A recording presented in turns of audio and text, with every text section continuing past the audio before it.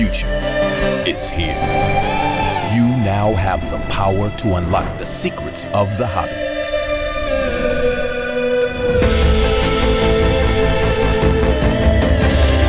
An innovation that will change the way the industry works. The game changer is here.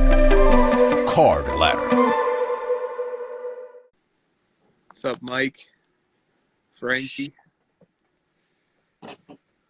What's up, Josh? It looks dark over there. Oh, there we go. It was pointing at my face. Nobody wants to see that.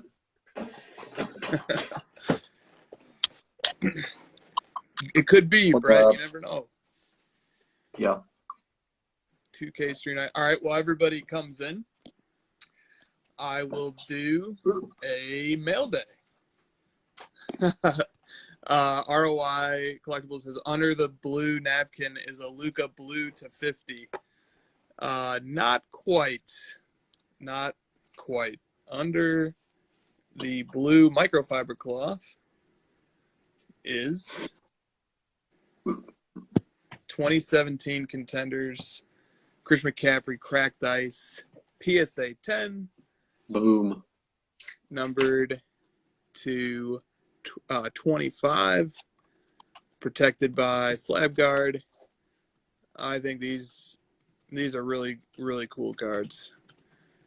They dazzle. Nice. Love it. On card. On card. And it's the true Contenders, not the optic. Yes, it is. Why does he have is that like a 7? The 7 was his number in college, I think. I think he was number 7 in college. That would make sense then. Make a lot of sense. I don't think he even wears 7 as a running back. Yeah. Yeah, no, I don't think so either. And I'd like to thank the seller who got it shipped to me in a priority box in like 3 or 4 days. So somebody wants to know, Christina, did you approve of this McCaffrey? I don't know what that means. She said she doesn't know what that means. Like beforehand or now? Either or. I did not know it was coming. She did not know it was coming. I was teased. She was teased. I was told that it was a card for me. So I got really excited.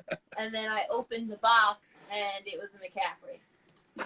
She was disappointed that it wasn't a Maxi Kleber card. So I don't know what that means, but that was and it. Also, okay. That card is from Mahomes' rookie year, so that's also important.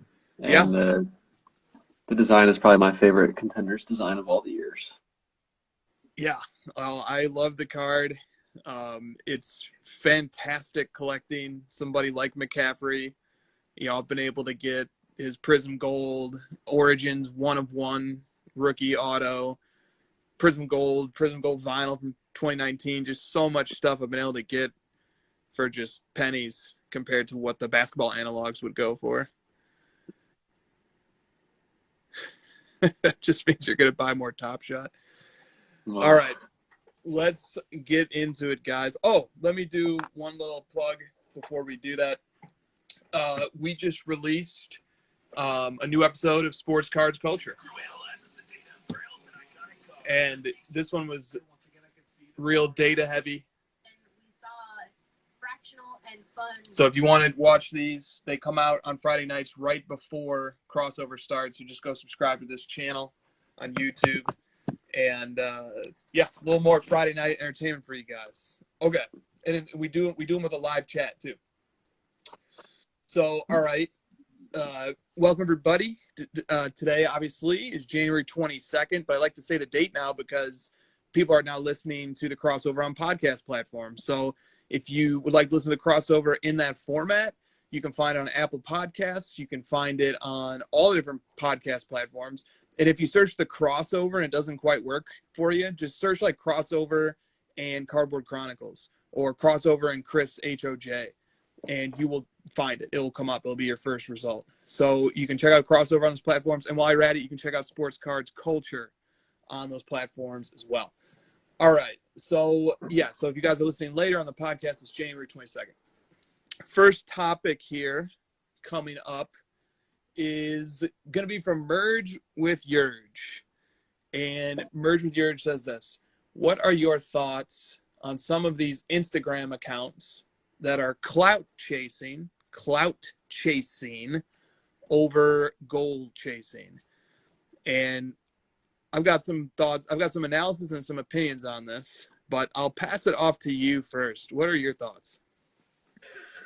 He asked me this on my AMA, and I said that, yeah, it's definitely like something that's been bothering me lately. It's not surprising though, with all the money that's been flowing in. Like, there's just a lot of greed and clout chasing that kind of follows the money, and so it's not really surprising. It's just kind of disappointing to see it as much as I do on Instagram. So I think I do like that Urge followed it with the alternative of what people should be doing, which is goal chasing. So I like that he pointed that out. And yeah, I mean, we talked about it a lot last week. I don't really want to get too much more venting about it, to be honest. But yeah, more humility would be great. Less, pumping and clout chasing. And I guess he's more talking about like people trying to glob on to like the Gary V's and, the Investacart, or, people trying to like piggyback on top of those guys and use that to move themselves up instead of, doing it themselves. I guess that's probably what he's referring to. Yeah. John would like to know, what is clout chasing? So that's good. Maybe we should back up and define the term. Clout essentially refers to the power or social influence that a person holds. Those who actively seek clout, even if it negatively impacts other people, are deemed clout chasers. Some of the most notable celebrities have built their fame off of controversy, maybe even some of your favorites. Clout chasing, fame chasing, stuff like that. Yeah, good point, Josh. We did touch on this a lot last week. I'll just say a few things and move on. First of all, stop buying fake followers. It's so obvious when you guys do that. And if you would stoop to the level that you would, succumb. Anybody with an Instagram account gets the email spam from people saying, oh, I can increase your followers and blah, blah, blah, blah, blah. That is putting up a phony, not true representation of your follower base. That is a lie. That is deceptive practices. Stop deceiving people. Stop lying. Stop faking it until you make it, to use that old phrase. You don't have to fake it in the hobby. It reminds me of people who try too hard to sell their cards, and they will put way too much emphasis into trying to pump up the card. Guys, the cards sell themselves. And this hobby community is such a vibrant place that you don't need to pump up your fake follower counts. You just don't have to do that. You will get true organic followers. You will build a true organic network by just posting good content and connecting with people and being collaborative. You want to know who's been a freaking master at this? Look, and it's no surprise the guy has a background in marketing, albeit business to business. Look at Brett from Stacking Slabs, okay? He started putting out content less than a year ago, and the guy is now one of the most powerful influencers in the hobby community. And he did it all organically, baby. 100%. Just daily content. And when you listen to his podcast, he records them on Saturday, and then he puts them out on Wednesdays. And he does it rain, sleet, or snow, like the post office used to be. All right? This guy is the model for how to achieve clout organically, ethically, effectively. So I remember when he first showed up on the scene, the guy was just a ball of positivity. He was constantly encouraging, promoting people. He had a very professional, clean product. Within months, he was at the top of the iTunes charts for the hobby. So do it the right way. Do it the proper way. Follow the lead of guys like Brett. Rant over. Yeah. I mean, one thing I pulled from what you said to add is that you're actually more successful this way. If you ask Brett versus someone that has 20,000 followers, who bought 20,000 followers, I guarantee you Brett has more engagement. And the engagement is more important than the numbers and the followers. Like if you have people who actually, follow your content and they enjoy it, even if you only get 5 people that DM you after something you post, how much they like it, that's more valuable than 10 fake people commenting on your post. It's really more about the feeling you get when it's more genuine, and Brett can attest to that. So well said. Dude, totally. And just one last thing. We don't have a governing body in the hobby. There are no judges. There is a jury of public opinion that can effectively be manipulated. We have to uphold standards ourselves. We have to self-enforce and self-regulate. We have to just be people of integrity. There's just no shortcut to true success or true prosperity. There just isn't. You have to do it the righteous way, take the righteous path, do it with integrity. And, I would love to hear more influential hobby voices speak in that tone, encouraging people. There's no shortcuts to success. It doesn't help anybody to mislead them into thinking that there is. So anyway, enough about that. But man, we really need to start self-regulating a little bit better and setting higher standards for ourselves. And I like a guy like Brett to be a model or an exemplar of that. Okay. Next topic here. This is a topic that's worth revisiting from time to time, I think. This comes from Fox Sports Cards. It's a little bit long, but it's worth it. He says, I was listening to a recent YouTube clip of Jim Cramer, the Mad Money guy. He was talking about how diluted the dollar has become and what to invest in over the next few years. He gave 3 things that will stand the test of time: real estate, gold, and masterpieces. Are sports cards replacing rare artwork in the masterpieces category? Are young millionaires and billionaires looking at this as a long-term investment play? I'm not sure, but something is happening in the market to drive these prices up. Just a little perspective, I'm a 44-year-old accountant at a Fortune 500 company who's been collecting cards off and on since 1984. Quote, old hobbies die hard could be your next t-shirt slogan. Have a good one. Sincerely, Ed. So any thoughts on Ed's paragraph here? Oh man, that was good. I really like that thought. I just hadn't. It's interesting to hear someone whose entire platform is making picks on things that are not outside of cards, right? Something bigger than us, stocks and things like that. But to hear him say real estate, gold, and masterpieces, which obviously we're all thinking the same thing. Like sports cards can be that masterpiece. I mean, he wasn't thinking it when he said that, but he said the word masterpieces instead of paintings, right? He left it open to interpretation of, what is an actual masterpiece? Is it a collectible? Is it a piece of art? Is it a book, a signed book, or something like that? And I think we're definitely seeing the fruits of that. Over the last year, the collectible space has been incredible. Also, shout out to Ed. Great question. Sounds like a seasoned veteran in the hobby. We can learn a lot from guys like that who've been around much longer than even you and Chris, me and Chris. So love to hear that. Yeah, great perspective. Fun to hear a guy who not only has insight from his professional life, but also insight as a collector off and on since 1984. I love the slogan that he recommended, old hobbies die hard. That is going to be fundamental to the long-term market prosperity of sports cards, is that people love it and that it is a hobby that people continue to enjoy, and that it can't die easy. It should die hard. I do believe it dies hard. I don't even know if I could kill my own passion for this hobby right now. I just enjoy it so much. So I think that was an insightful comment from Ed. Agree. Thank you, Ed. All right, let's move on here. This one comes from a lot of macro questions right now, which is very good because we should be thinking about the macro. Just to give a little context here on the state of the macro and plug for Card Ladder at the same time. On the home page of Card Ladder, we report the daily sales tracking activity that relating to the sales that happen on the day before, because all sales get processed at about 4 a.m. The processing time is done, the review and the vetting is done, and then that number updates at about 4 a.m. And I believe we've had 6, maybe 5, something like that, back to back, over $1 million days in the hobby.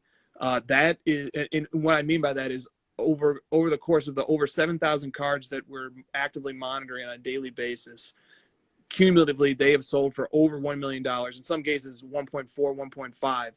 back to back to back to back. That is staggering. If you go back to October and September, there were days where we were barely hitting $250,000. Granted, we had fewer cards in the system at that time, but the ratio of cards to total sales volume doesn't totally account for that discrepancy. It honestly doesn't even come close. Right now, we're seeing anywhere from 50 to 100 or more all-time highs being set every single night. Back then, I was scrambling to see 5 or 6. You know, when we were trying to put together headlines, I'd be like, oh, man, we only have 5 all-time highs. How are we even going to make headlines? And now, fast forward, the prosperity of the hobby on a macro level right now is simply staggering. The amount of money that's being spent on cards on eBay is and at the auction houses is just staggering. So there's a little context on the macro level, and if people like to want to look into that a little more themselves, you can go look at it. All the data is right there on Card Ladder. So here's the first question from Junk Slabs.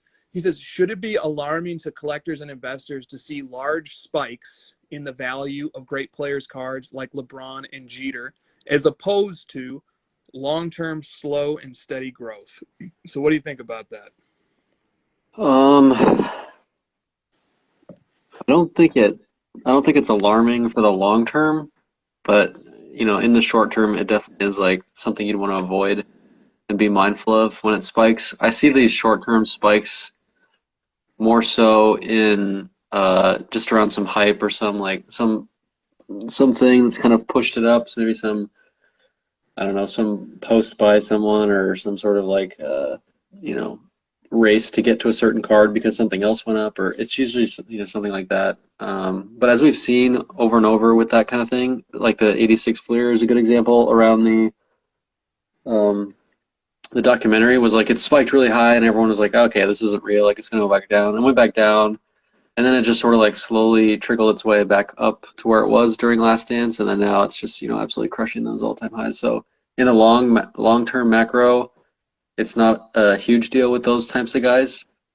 I think it's more so affecting your Soccers and your Pokemon, where there just wasn't enough history to support it happening before the big spike, and then it just jumps randomly. Those ones are a little bit scarier. Definitely. Here's another question that has a similar concern but expressed from a different angle. This one comes from Card Hunter 23. He says PSA 10 base Kobe rookie cards and 1990s Michael Jordans are selling for quite a bit. And I'll just editorialize for a second here.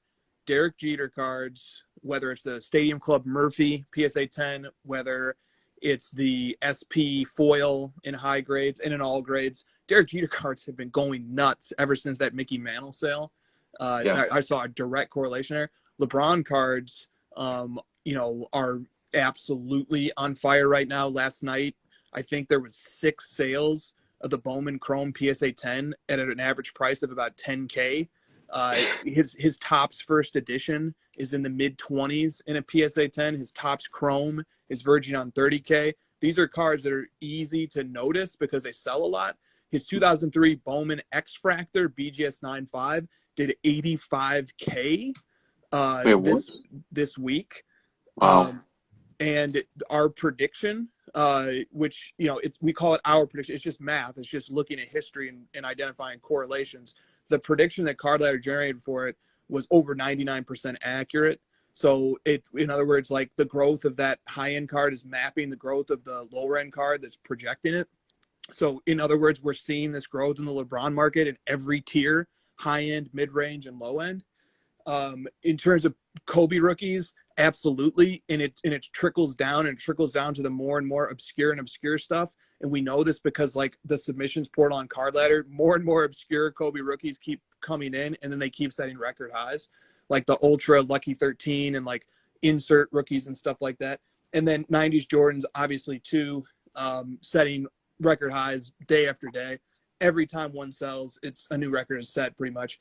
Okay, so all right, I've editorialized a bit. So, but his question is, he's talking about PSA 10 base Kobe rookies and 90s Jordans are selling for quite a bit. Once PSA starts rolling again, are we going to see the pop explode and price significantly drop on this stuff? And I'll throw something, my own opinion real quick before I pass it to Josh. I just want to say that 90s stuff is not like modern cards. There are some exceptions, like some of the top stuff might be easier to grade, but most 90s stuff is very difficult to gem. Extremely difficult. You can just look at the ratios of Pop Report's gem to everything else. Okay, so with that said, what do you think, man? And I'm not sure what he means by once PSA starts rolling again, but he says once PSA starts rolling again, we're going to see Pop explode and price significantly drop.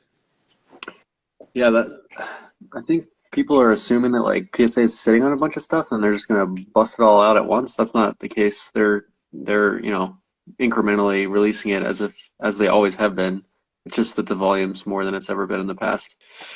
So I don't know. We'll never see like a big, like giant spike. And yeah, you pointed out that like the 90 stuff isn't as easy to gem, especially if it's being graded this late in the game, 20, 30 years, 25 to 30 years after it's been pulled. Like that stuff is really hard to gem. And, we are far away from that. You're more likely to see that. I was always worried about the 2012 Prism set because that set was just never gradable, but people had it. People have had it everywhere. They've had it in their boxes, and it's a set that like a lot of people own the base cards of them. And then they saw the prices go up and like, oh shoot, let me go get my copies and just go start grading those. That's what I'd be more worried about that scenario. And that's actually, that's probably happening with Kobe. You just submitted like 100 Kobe rookies. So that's definitely happening. You're just not going to see as many 10s as you will with some of the more modern stuff, like you said, and it's just not going to come up as much. But it's definitely a concern. I mean, it's not zero concern. There's some, like the Pop is going to go up because of how much money is being paid for this kind of stuff, and so the Pop will increase. We will see some of this stuff go up in population and down in price. I don't know if it's going to be significant though. I think it's going to be. I think it'll like the inflation will kind of fight against it, basically. Definitely. All right, let's move on because we have a lot of questions here. This one comes from Sterling Sports Cards.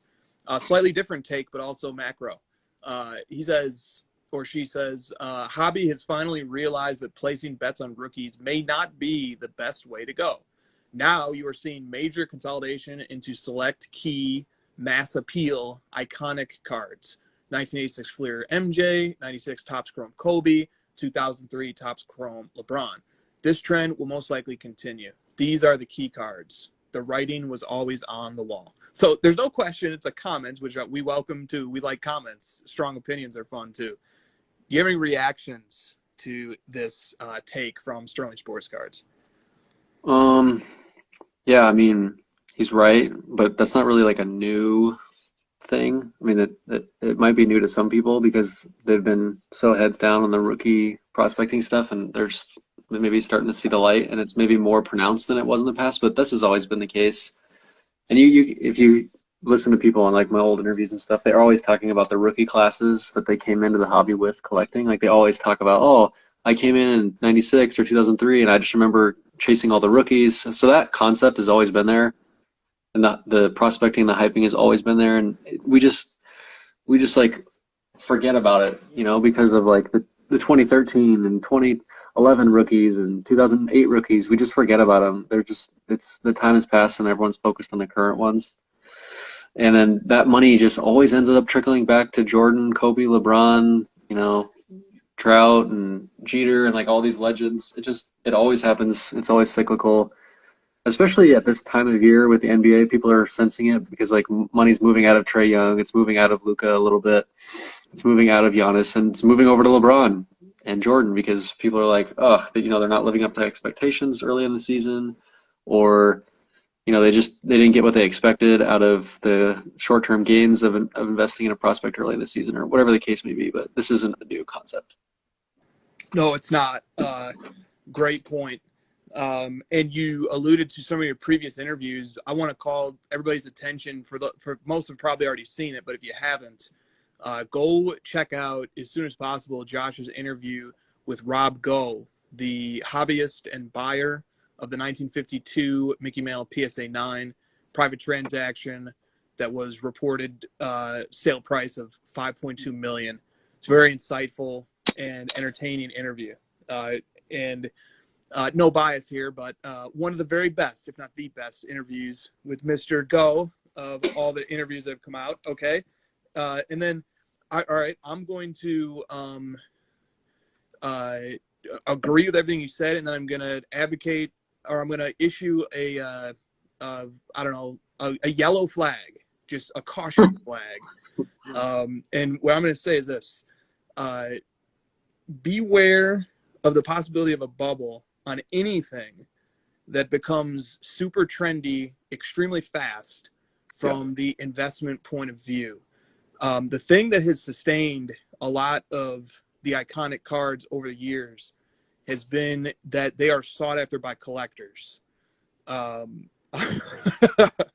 my bad. Right, good, nice. Anytime that a card sees a meteoric rise, it is cause for concern.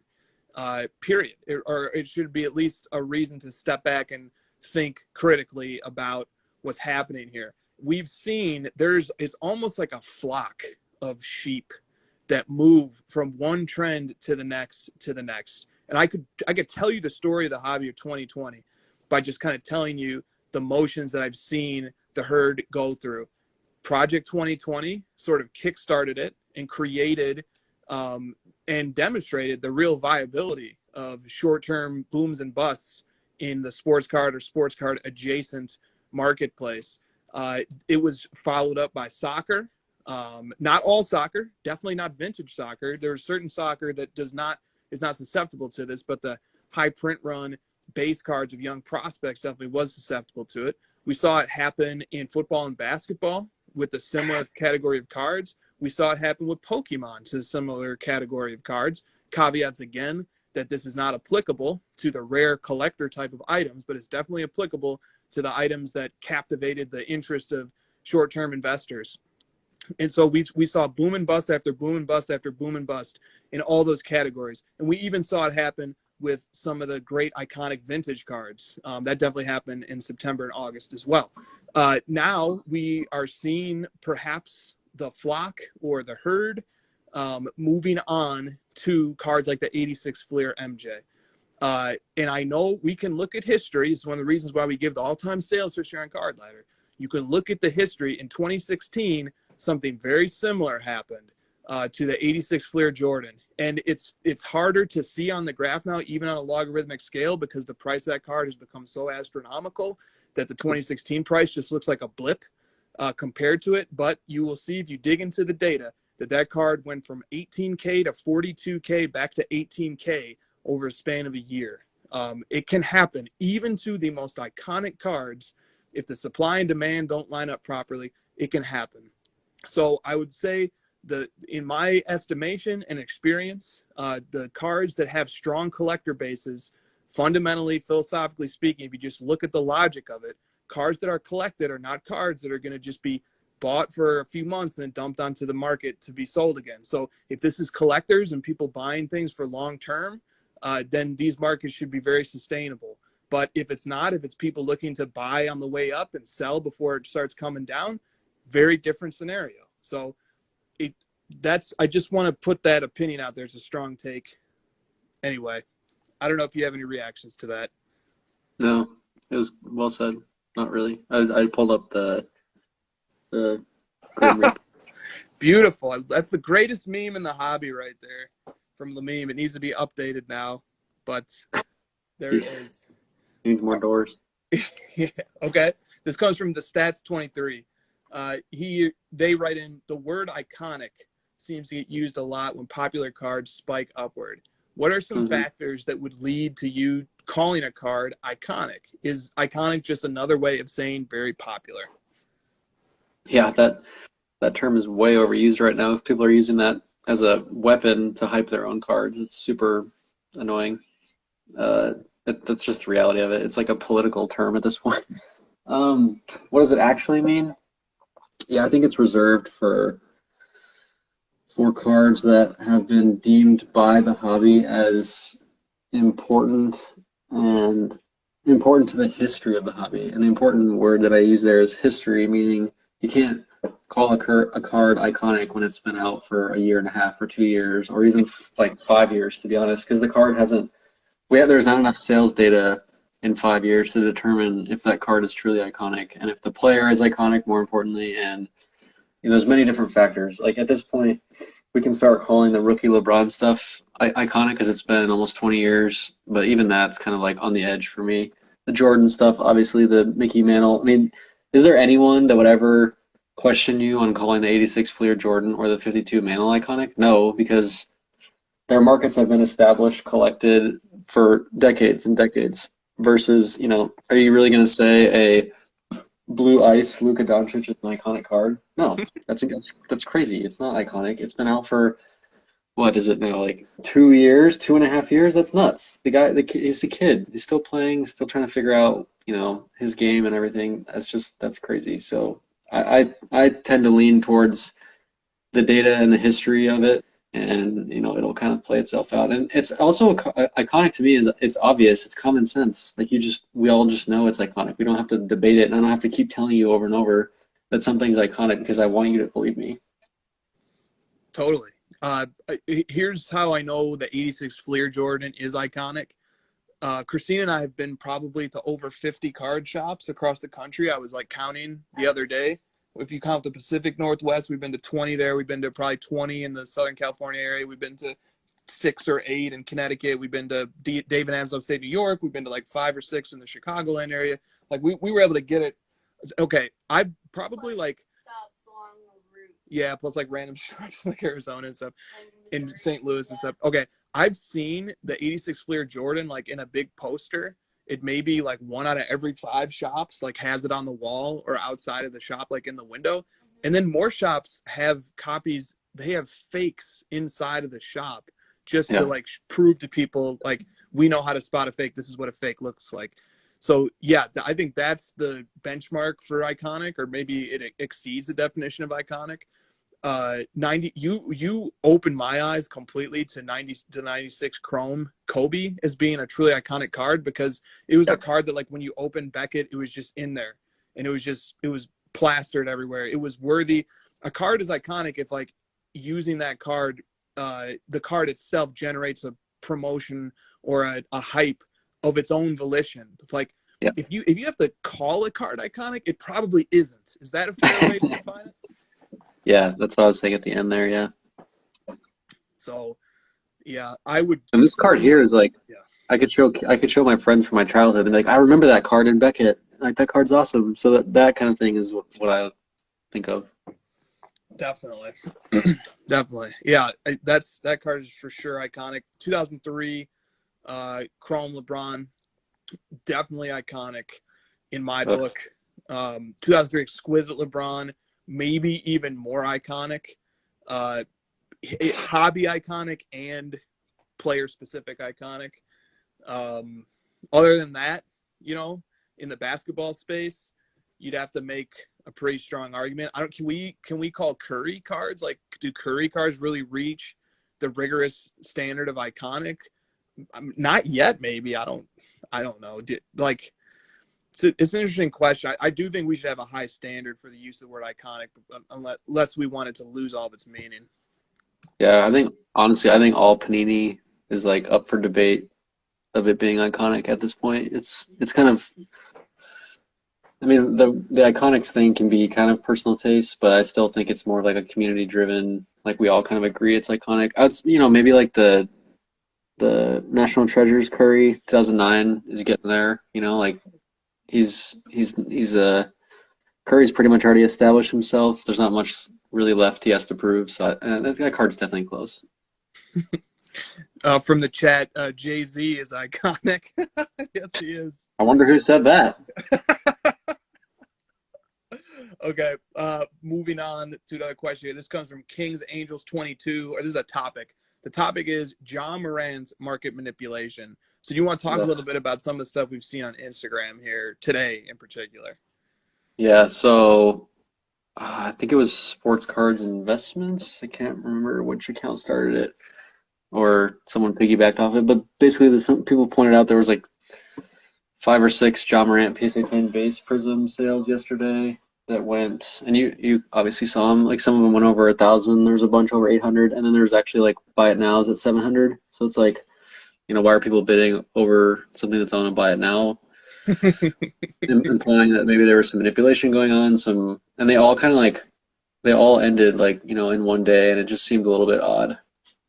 It's a very valid question. And I know like sometimes we don't take the time as buyers of sports cars to like go see if there's stuff for cheaper on eBay while we're bidding on auctions, but that is definitely a big part of our methodology when we decide what sales to admit or not admit.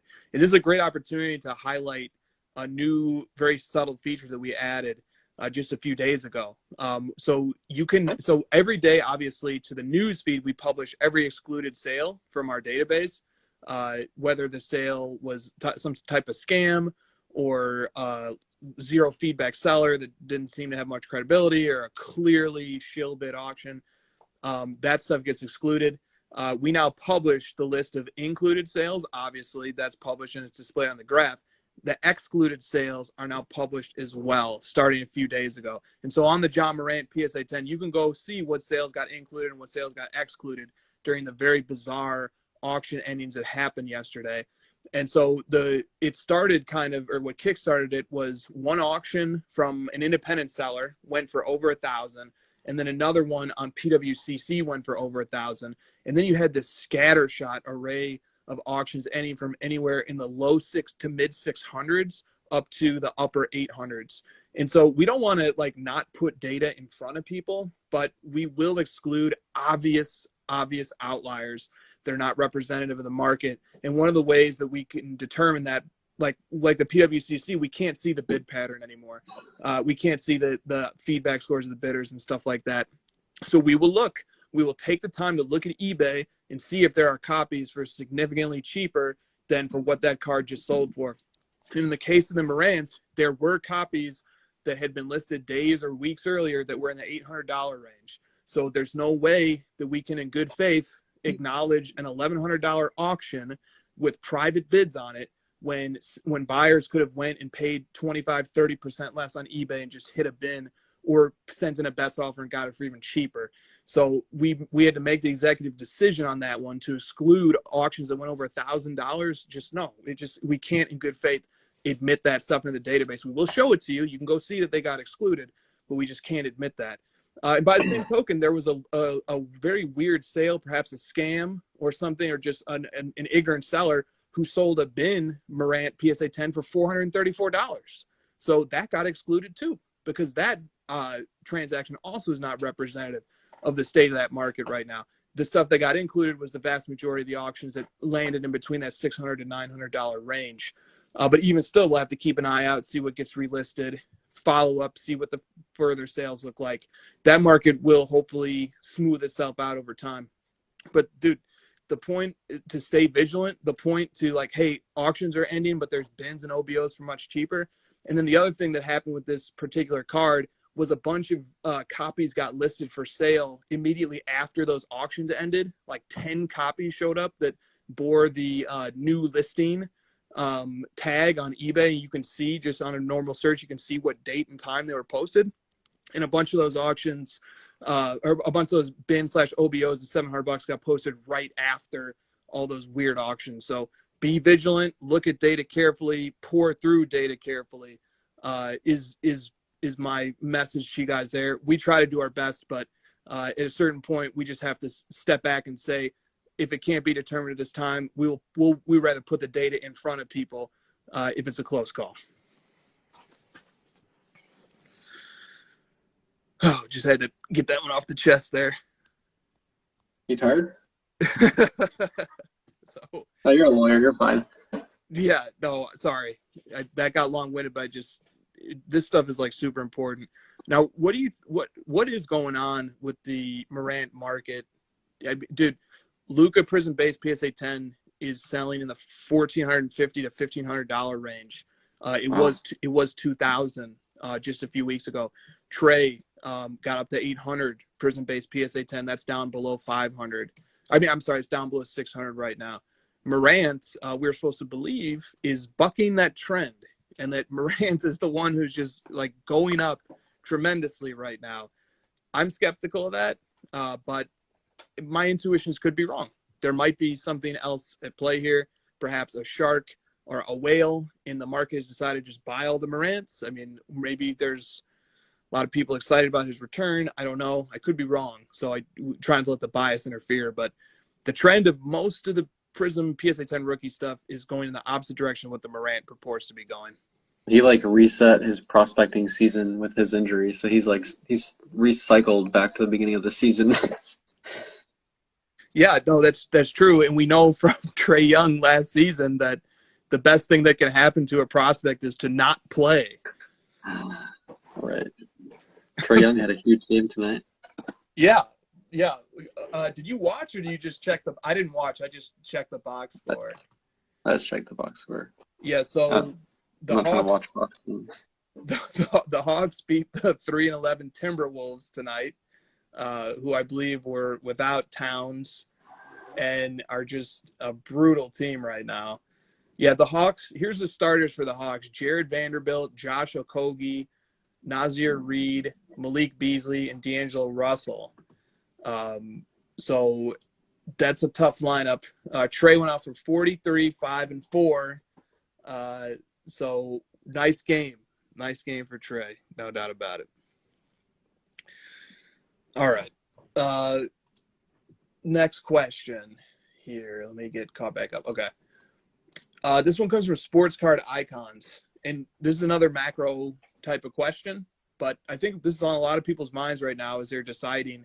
Because, Josh, didn't we talk about how there was a LeBron James buying window that was going to open up after he won his title and that would be open for a few months and then it would close? I'm pretty sure we said that exact thing on this show.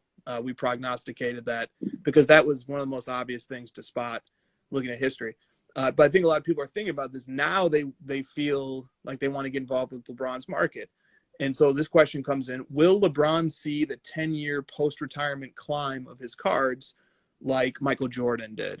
And I want to dispute that, the basis of the question a bit, because there was not a post-retirement climb of Michael Jordan cards.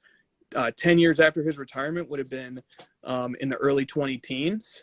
And or if it meant like the intervening 10 years leading up to that, there was no like boom of Michael Jordan cards during that period. The boom started in like 2015 or 2016. But the heart of the question remains, which is, will LeBron see a post-retirement climb of his cards? What do you think about that? Ugh. Man, I can't answer this question. Or in some Asking ways me you should answer this question, though. I know, but it's like, I just don't know, like, what else do you guys want from these cards? Like, everyone's like 10xing their money on this stuff, and now we're like thirsty for a 10-year run or something. Like, what the heck? I can't predict that far in the future. I have no fucking clue. Sure, this stuff will go up infinitely, 10x every year for the rest of our lives, and we're all going to be billionaires. Like, eventually this stuff's going to go down. It just can't, like, this stuff can't go up forever. Something's going to dip. Like this card right here. I think it's going to be like $1 million card someday or something.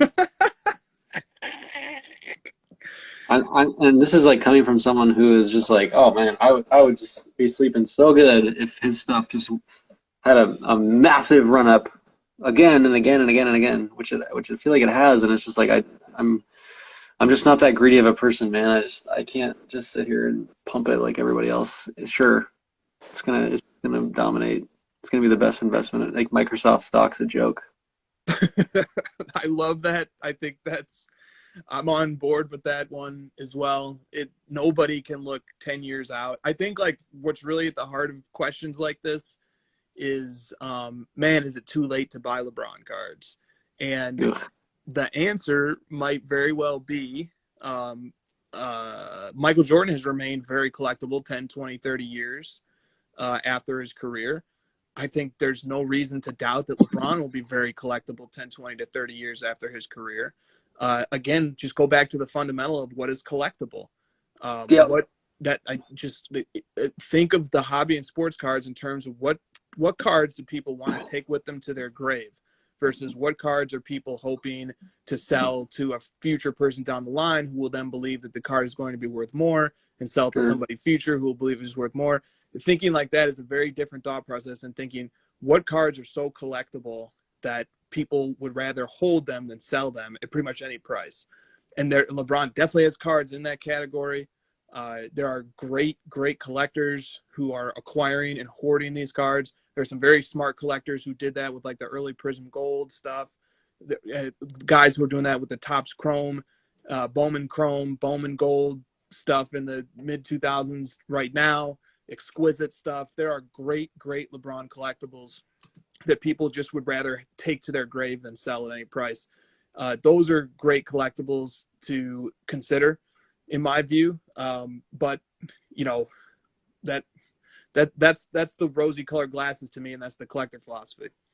Well, there's like massive FOMO and pushes and influence towards his rookie PSA 10 stuff, no matter what it is, like Topps, Bowman, like all of it. And people are just like moving through waves of those cards. And, you know, as someone who collects LeBron, like that stuff just doesn't interest me, like even in the slightest. It's just like, I've seen it for years and years. There's just tons of it. Like it doesn't interest me. So as a collector, if you're looking for something where you can jump into the LeBron market and you're just like sick of looking at these rookie prices, like just start looking into, you know, non-rookie stuff. Honestly, like that's what happened in Jordan. You said that like the Jordan stuff, there's still areas of the market where you can collect and invest in Jordan, and it's like the non-rookie stuff, it's the 90s stuff. Granted, he doesn't have as many rookies. He doesn't have the rookies to choose from like LeBron does, but you can do that same logic with LeBron and start like researching post-rookie stuff. And you know, like the lost years of like 2004 to 2008, you know, like that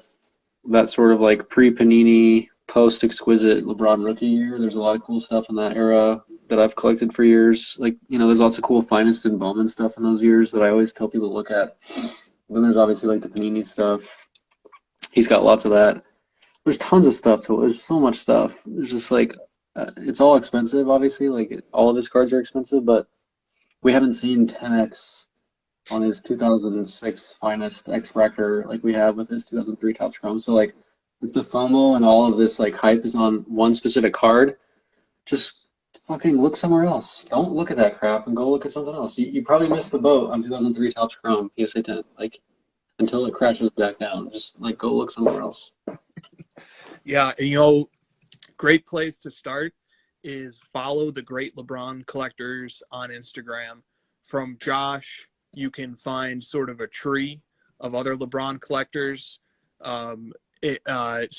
Starting with him, look at what they've collected. Look at their PCs going back over the last 1 to 2 to 3 years, and see all the different cards that they've found, discovered, liked. And that's my philosophy anyway. I love to take cues from collectors. If I could have the respect of anybody in the hobby, I would want to be respected by those great collectors who have been at this for 10, 20, 30, 40 years, who have true, refined, sophisticated taste, and who have sorted this market out long before I ever came back to the hobby. I just look up to and admire those people, and those people are courteous enough to show off their collections on Instagram. So seek out collectors and see what they are adding to their PCs, and discover the reasons why people have loved certain cards over the years. I think you can't really go wrong doing. When I first came into the hobby, dude, this card right here that everyone's like all of a sudden claiming to be like the best, rarest, bestest card of all time, it just like wasn't that great when I came to the hobby. Like nobody really cared about it. There was lots of them to go around. They were just like $1,000 for like the longest time. You could just get one for $1,000 whenever you felt like it. And then like honestly, like Gary started talking about it, you know, a lot, and it's just sort of it's been super expensive ever since. So I mean, if you have people like that talking about the card, influencing the card, and it just sort of like spreads like wildfire, just, you know, take the L and go find something else. Definitely. Okay. Drake's PC wants to know, the terms collector and investor get thrown around quite a bit. What is the difference? Can an investor also be a collector?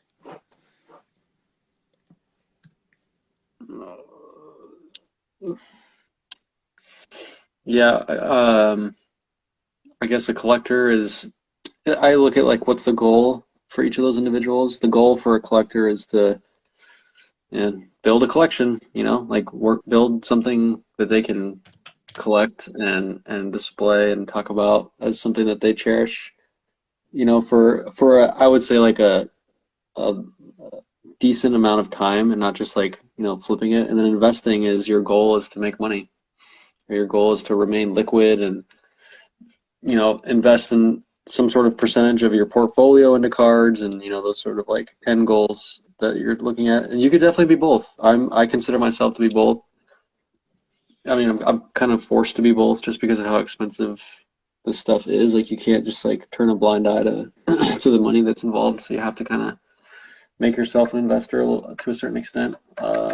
And we all do at this point. It seems like all cars are getting expensive. So like all of us are part investor, just kind of by force. Like even like your McCaffrey, you probably like thought about it a little bit more. You know, you didn't just like spend the 20, you didn't just spend the money on it. You know, you thought about it like, is this something that, is this card going to go to zero? Or, I mean, your collector mindset led the way, but you definitely had some sort of thought about it. Totally. Yeah, I totally agree. And if the definition of investor is a person who wants to buy things that increase in value as opposed to decreasing in value, I think to not want that is, you know, either a luxury or, you know, or just a very stubborn or passion for a certain thing that you're buying or collecting. But then, you know, if you're not thinking like an investor, then you're somebody who's kind of maybe seeking an entertainment cost, which is okay too. Many people spend a lot of money on entertainment for the experience and for everything else that comes with it. But I think like the investor part of this, if what an investor means is just wanting to buy things intelligently, then like there's definitely a huge overlap, I think. But the collector dimension of it to me is the most overlooked facet of being a smart investor that is very, very infrequently discussed, is that collectors oftentimes end up being, in my review of the data, they end up being the best investors as a byproduct of the fact that they chase cards that are so demanded and so coveted that the market and the supply for them is simply near non-existent. So that I think collectors, as a byproduct of being collectors, if they mix in, you know, the right player, the right sets, if they do things wisely, the hybrid of the investing and collector point of view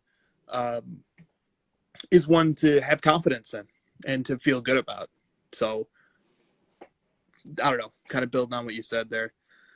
The chat has been very active tonight. Yam says, who has more FOMO at the moment, collector or investor? What do you think? The FOMO on the collector side is like, oh my God, I'm never going to get the cards I've always wanted. I better hurry and get them quick. True. The FOMO on the investor side is like, man, those LeBron Topps Chrome PSA 10s could have been had for way less than what they're going for right now. $9,000. Then they plummeted to 9. When we were talking about that, we're like, why are people not buying LeBron right now? He just won the championship. It went down to $9,000. And now I think it is fair to say that with some exceptions, there will be trickle down. Like the Topps Chrome went crazy, then Topps First Edition went crazy. Now Bowman Chrome is going crazy. Like there will be trickle down, probably to even more LeBron rookies. I saw the E-Tops set an all-time high the other day.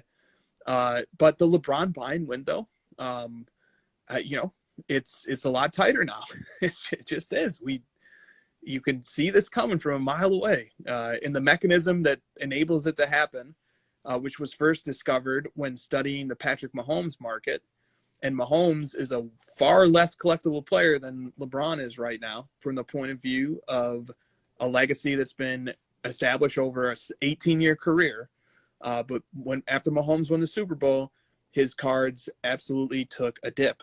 And then in the offseason leading up to the season, they surged and surged and surged. His Prism 2017, whether you call it the base or the silver, it's the same thing. There's not a difference between the two for that year. It's at 10K now. That card was at 1K after the Super Bowl. And what do you know? LeBron's market has followed a similar but not quite as exaggerated trajectory, and that's just because LeBron is way more established as a collectible athlete and as an icon. But and the reason why that dip happens is because there's a common sense intuition that the best time to sell or to dump cards of a player is right after a big moment. And the problem is everybody thinks that way. And so everybody dumps their cards at the same time. Supply overwhelms and increasing demand. Like, dude, I had a thirst to add a LeBron Grail to my PC after title number 4, and I did because it just happens to work out that many more people are trying to sell and capitalize on a increased demand, and that just the supply just overwhelms the demand. And now that dynamic is completely flipped, and now we have demand well exceeding supply. I wanted to give a small plug to the new compare page, which has a lot more useful things going on in Card Ladder. You can now see like a table view of all the cards you're comparing. You can sort by the different fields on each card in the compare. And so I pulled up we talked about this on SEC, but the 97 Skybox Jordan Rubies Team Skybox versus the PSA 10 Jordan Fleer. And you would assume that the PSA 10 86 Fleer is just like dominating the market. It's like the hottest card. It's just grown the most that you could possibly. But this somewhat random, super rare Rubies parallel has pretty much matched the PSA 10 in terms of performance over the last 2 years. If we start from just that sale that happened in 2019 for the Rubies to now, it's actually outpaced the PSA 10 86 Fleer. So. We talk about the common cards and the growth of those just because it's really easy to point to sales that happen so frequently. But when these rare cards do come up, dude, they're still absolutely crushing the common stuff in most cases. So, I just wanted to point that out that, most of the discussion from us included is going to be about the base cards, mostly because it's just easier to point to the graphs and the data, whereas this kind of stuff you can't because it never sells. But when it does, it's like, holy crap, I forgot rare cards are still destroying. Totally right. And dude, Josh has been absolutely killing it. So here's another new feature that he added in addition to the new compare, just being so sick. And I love the color coding that he added too. It just looks like a lollipop or like a candy. It's just very pleasing to the eye. All right, so now you can oscillate through the different grades of a card very easily. And you can use the compare feature very easily. These are all things that were always available, but now it's just a shortcut. So now you can compare all grades of the card. You can throw them up on the graph all at the same time and start looking and tracking in that fashion. So the user friendliness just increases at every turn. So kudos to Josh on those innovations being made to the site. Just so proud of this site, honestly. And shout out to Corey, Three Kings Cards. He says he used the compare today. Very helpful in assessing the high end. Yeah, no doubt about it. No doubt about it at all. All these things come from our users. A lot of people have been passionately asking me in a very nice way for a lot of these things for a long time. Oh, and we added 6 months to the graph. Shout out Rodman's been bitching at me about that one for a long time. So Rodman, love you, buddy. Added that one for you. But that one, I got 50 DMs of people being like, finally, you added 6 months. And so I'm glad to see that you guys are so, involved in what you want to see. So I definitely appreciate the help. Definitely. Slabs to Men is still excited about the app. Any updates on the release? Just stay tuned, buddy. Good news coming your way very soon. So we're at 11:02. I haven't got hit with the timer yet. You should have by now, right? Yes, I think I definitely should have by now. Huh? What are you doing? I'm talking about. See, there's the timer. Oh, yeah. So oh, cool. Well, the timer is at 59:30. Maybe I can go longer now. I don't know. Usually it counts me down because I'm just a small timer out here. Small fish. Maybe they're like, this dude keeps going live with that other account, so let's just let him have the time. They're like, let's just this dude's gonna start clout chasing. Let's just give him give him his stuff, so he won't get a bunch of fake followers. Someone asked. Yeah. Someone asked the story of how we became BFFs. Oh yeah, no, I have that question. I have that. That's an hour 2. We have like 7 hour 2 questions, and Okay. that's the first. Actually, that's the second question on hour 2. The first hour 2 question is even better. But yeah, we'll get to that one in a second here. So should we hop off for a minute and come back for hour 2? Yes, sir. All right, we'll be back, guys, for hour 2 in like 2 minutes. See you, bestie. See ya.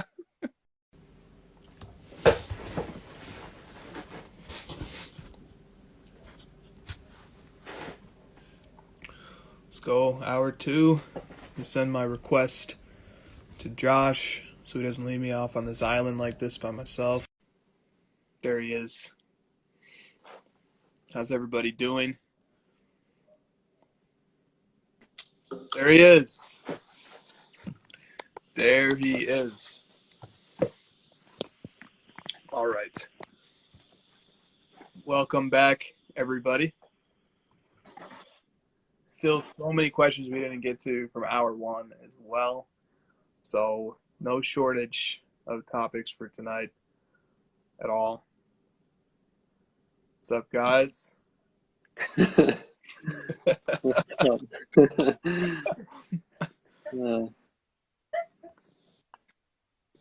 Go. Pin in a couple comments. What's up, Vic? Come on in.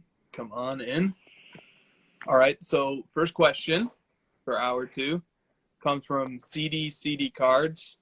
He says, discuss how Josh looks like 2008 buzz cut Dirk Nowitzki, which is a compliment.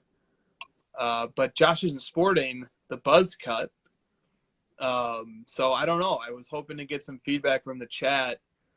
Does Josh resemble 2008 buzz cut Dirk Nowitzki? I will go shave my head right now just so we can find out. I was hoping you might say that. So we'll see if that needs to happen here before the chat concludes. What's up, guys? Tom Brady. Yep. What's up, Kyle? Wow, I definitely don't look like Tom Brady. He's like a, borderline model or whatever. There's no way. My chin isn't very dimpled. It's just pretty normal. You gotta have that little yep. But Josh is modest, unlike Tom Brady as well. More like Dexter 2021 edition. I like that. Gee. So I'm like a serial killer. That's great. So buzz cut Dirk Nowitzki, even though you don't have a buzz cut. Tom Brady without the chin dimple, and serial killer. So maybe we blend those 3 together. We get a mosaic Celtics coach, Brad Stevens. That's my doppelganger. Yeah, my sports doppelganger is Brad Stevens. Jim Carrey? No, I don't see the Jim Carrey. But, Rick Carlisle is a dead ringer for Jim Carrey. Yes, he is. Fred Hoiberg with glasses. These are not real glasses, guys. These are just they're just like the screen ones because I get headaches looking at screens all day. Okay. Thank you guys in the chat for weighing in on that important topic. Okay. Card Shop Dad says, can you share how you and Josh became BFFs? So how did it happen? I don't know. What do we say to this question? Is Christina there? Christina's there. Here. It kind of reminds me of one of my favorite shows, Frasier. One of the all-time great shows. My main man, Frasier, and his brother, who I can't remember his name, Niall. Those 2 guys I think that's just who we are. We're just Frasier and Niles. What do you think? One of the great intellectual shows of the 90s. Am I right? I've only watched that show 4 to 5 times. That's all. And they have gotten a tip. Yeah, she told me. We became friends over us defending someone that was getting trashed on Blowout. What a great way to start to kick it off, Yeah, there was just like a thread, and people were just bashing someone with like not that much evidence, and it was just sort of a nightmare. And I had commented And then you commented, and I was like, damn, this dude like is dropping some facts here and some knowledge. Let me just message this guy. And then we were just like DMing, and I don't know. Yeah, no, exactly. Dude, it doesn't happen enough in this hobby, man, that people just even to injury to their own personal reputation, just stand up against the crowd and say if something wrong is happening. And no issue is black and white. No issue is perfectly solvable. There's always gray and different sides to things, but sometimes it gets pretty clear that like people are, getting out of hand, and at that point in time, there's a mob forming that just was out of control, and I just said I'm gonna speak up on this topic. I think this is ridiculous, and you were in the same boat, and we connected off of that, and we started talking about the hobby and stuff, and I was already very familiar with you from your YouTube channel anyway, so it was cool, but yeah. You were a fanboy. Just admit it. Yep, I petitioned to start your fan club, the Cardboard Chronicles fan club. I was declined, but nonetheless, my consolation prize was appearing on an early episode. So it's funny that like there's like some people that are fans of me, which is obviously ridiculous because I'm not anything close to famous. But like if someone's like, oh man, I was talking to Josh from Cardboard Chronicles, and their spouse or whatever is like, who the fuck is that? It's like, oh, he's like pretty. He like people just he's well known or something. Just trust me. Dude, Christina and I were at Burbank Sports Cards. I was sporting my Cardboard Chronicles hoodie, and it led several people to approach me. In fact, one guy that we became friends with approached me to start talking about Cardboard Chronicles, and I was just got to a point where he was telling me about the guests that had been interviewed and stuff. I'm like, I was just on the show, guy. Don't you recognize me? But I didn't say it, but I was just like, this is cool. I like you can just wear a Cardboard Chronicles hoodie into a card shop and you'll probably make a connection. And I slipped the guy a 50 for not pretending to recognize Craig. Oh, he didn't recognize me. So there's like the Eskimo Brothers thing, right? What's the brothers when you've both been on Cardboard Chronicles? Is there like a Chronicle Brothers or something? Good. Chronicles Brothers. I don't know, maybe the chat. We have the wittiest chat in the game. Yeah, we don't even try anymore. We just wait for the chat to help us. That's the secret for those people who listen on audio later or who can't see the chat on replay. We just repeat a lot of the good stuff the chat says, and we look great. So don't let us down now, chat. All right, chat's letting us down right now. That's how I build the app. I don't even try to. I just wait for someone to yell at me about a feature I'm missing. Okay, here's another topic that has come our way. I want to say it, and I already did. HGA. I think you even sent me a screenshot of these guys today. Tell me a little bit about HGA. This comes from Rip the Knicks. Rip the Knicks sends in the topic HGA. Let me pull up their website real quick. So I saw someone posting it on Facebook, and it looks like the things that distinguish them are apparently it's robot grading. Am I correct in that? Or it's rumored to be AI grading. And also the slabs are like color-coded to match the card itself to try to aesthetically make the card look cooler. Yes. The website is a little bit underwhelming here. This can't be it. Is that what the slabs are called, guys? It's HGA? Or maybe I'm thinking, here's the website for hgacard.com. That cannot be it. That is no way that is it. It can't be it. That's what I'm thinking as well. But it said HGA grading. Another important aspect in grading is okay, never mind.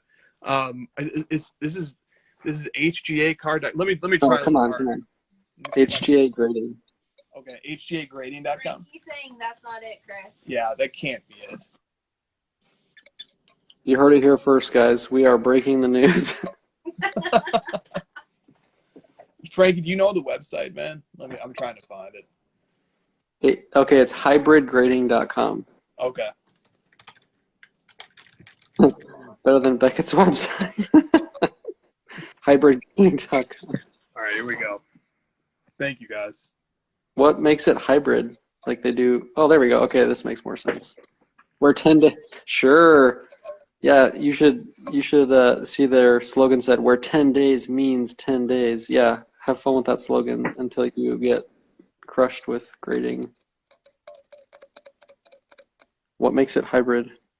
So their customer service is the best, bar none. Non-subjective grading. Implement software that allows us to scan, analyze, and grade cards without subjectivity. Easy to submit, simple pricing. I feel like we may have talked about this once. No. Already. No? Okay. All right. So website looks cool. Definitely not the other website. Let me see if I can find a demo of a slab on here. This is their pricing. 10 days is $55. 30 days is $35. Yeah, see, that's more expensive than the lowest tier of PSA. Obviously, like their time would be faster, but still not like it's cheap. Definitely. I mean, dude, like maybe it could be a thing. The issue that any new grading company is gonna have is just the population reports. You're just playing complete catch up for like decades and decades. It's just a total uphill battle no matter what you do.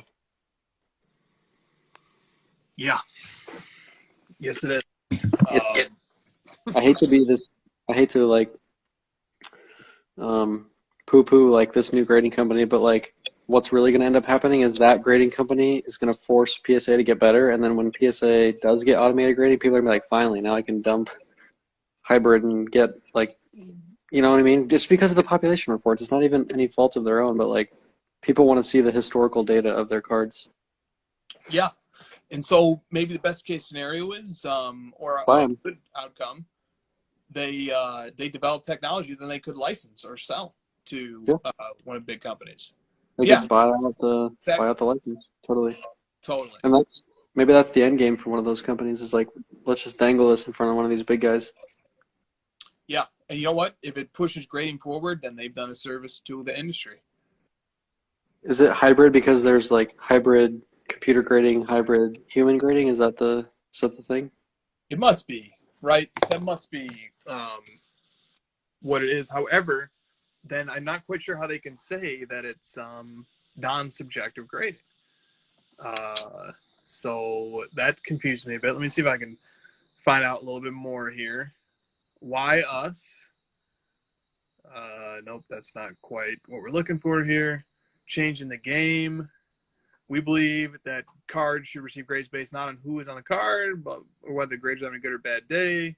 The card should be graded, blah, blah. So we are developing unique software that detects edges for stuff and centering. Also, our slabs are top line and color coded, which is a cool feature, perhaps. It's not. There does not seem to be a human element to the grading. Interesting. Why is it called hybrid grading then? It's in their name. I don't understand. That's a good question. Good question. It's interesting, yeah. I mean, anything that like forces competition, I'm up for it. I think I don't really see how this could be bad. If you don't like it, just don't grade with them, right? You know, so like, it can't really be bad. I've seen a couple people on Facebook have cards in the slabs, kind of talking about it. It's interesting. Frankie says the software might be too good. They might grade tougher than any other company. Yeah, I was actually thinking about that, like, especially on the case of like regrading stuff that's already a PSA. Like if you had a PSA 10 and you're like, let me just send it to this robot grading thing, and it comes back at 9, you're like, crap, I wish I wouldn't have done that. You know, like people might not even want that. They might just like prefer the subjectivity of getting 10s on their stuff that might not be a 10. People want 10s. That's the bottom line. People definitely want those 10s. Big time. Card ladder grading. Yeah, dude, let's just invent time. Can you work on that? Yeah, just if we go back 30 years. Do you want to talk about the Collector's Universe deal? Is there any update? I think you had some update from this morning. Yep. So, and let me give a shout out to the person. Somebody sent in a question Mike Pinkerton. Mike Pinkerton 50 had a question that I had slated for hour one, but we didn't get to.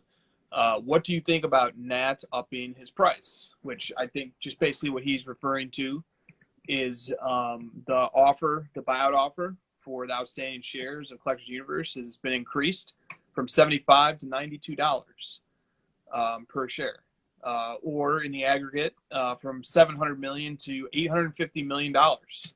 That's a big increase, and it's tricky because there are still stockholder groups, substantial stockholder groups, including one that represents 3% of the outstanding shares, that are opposed to the deal even at this price. And they have stated publicly that they believe it will go, that the correct price is over $100 per share. And you look at the smart people who are on the other end of this deal, very smart people who are seeking to acquire Collectors Universe, and you just have to think to yourself, these are not people who would overpay for something. They will look for value. They will look to make a good deal. So them up in the offer to $850 million, probably still reflects the fact that there probably is still value in that deal. So I don't know. All right. So I've set the table a little bit. Perhaps you can chime in with some additional thoughts here. Oh God, I was not expecting that. Pretty much what you said, man. Yeah, if they're willing to go up that much in value, $150 million, like they're clearly onto something, and then that minority shareholder group is like, dude, let's get them to 100. Makes sense to me. I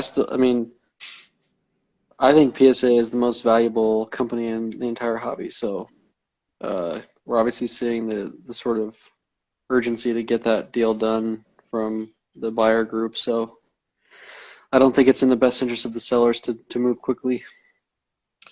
Yeah, no, it definitely. The Boulevard card says, totally joking, but how ironic if shill bidding comes into play on the PSA deal. Yeah, I don't think there's another bidder out there, though. It's a tremendous amount of money. Tremendous amount of money. And the thing that's motivating some of the resistance is projections based on what PSA's most recent financial disclosure and Collectors Universe most recent financial disclosures reveal, which is that this entity is on track to get much bigger this year. And their stock price theoretically could be worth much more. Yeah, but I don't think, to your point, like I don't think PSA has a bunch of groups lined up competing over this. Like either they take this or they continue on with their path and do it themselves, or they just cash out. Definitely, it's an interesting topic, and as we cautioned when we first talked about this topic, and we believe it is always prudent to act in this fashion. No deal is ever done until it's done, so we can speculate about what it might mean, but we may in fact have even driven up the price, not us as individuals, but the community, by getting very excited over what this means for PSA, may have in fact even driven up the price of the company in a certain sense. Just the deal is still not done. I just would bear that in mind. Although great hobbyist 13 Publius 13 shares with the group that share prices are finally under tender offer, or they were yesterday. This is definitely verging well beyond my area of even casual knowledge, so I'll just have to defer to that comment. Well, as my close friend and co-Frasier host, Chris, has taught me, a deal is never done until the ink is dry. True that. So we shall wait and see. You're definitely Frasier, right? And I'm Niles? Is that? I wouldn't call you Niles. I mean, there's no other choice. I'm not Daphne, so. And maybe you're the father. You're Martin. Or what's the dog's name? Eddie. Those are the only characters I know. So we're out. My parents used to watch that show. That's about the extent of my knowledge. I know. I said, Christina, who was that lady? She was like their live-in maid or something. She's like, no, it's like the dad's like physical therapist. Oh, my bad. Yes. Who also does laundry and cleans. Yeah. Yep. Definitely. Yeah. That's a great show. But he has a crush on her for like 5 seasons, right? Niles. Yep. Niles has a crush on Daphne. Yes, he does. And then, well, I won't spoil anything for anybody who has to watch. Nobody watches that show. Like literally, nobody's gonna go watch. For all you guys who are now going to begin a 4 to 5 season cycle, I won't spoil the storyline. Yes, the great Captain Jack Collector knows what I'm talking about This here. is like low key raging. He's like, "Don't you dare make fun of Frasier." I've let this go pretty far, but we will have to draw the line at Frasier, making fun of Frasier's hairline. I draw the line. That's hilarious. That's hilarious. Okay. Rodman has a topic for us. He says, talk about sellers backing out of a deal. Do you have any personal experience with that, Rodman, or are you just kind of asking? Oh my God, I'm not logged into Facebook. Rodman had a rant on Facebook. I'll try to recall it from memory. Basically, it was something to the effect of he didn't want to name any names, but he was involved in a deal. Terms were agreed to, but then the seller messaged him and said, I'm sorry, but I don't want to do this deal anymore. And so, they got to the finish line, but couldn't quite close the deal. In fact, the deal closed, and there was just a backing out. Happened. And then I saw other people comment on this thread. It became a very popular thread. And other people commented and said they had been in situations where they'd even sent the money. They even sent the money. Yeah, and that's my line. That's my line. Yeah. So yeah, obviously, we can like, talk about this, but yeah. If there's a verbal deal, I always stick to it, even if someone else comes in after and offers more. Like, no, I already sold it.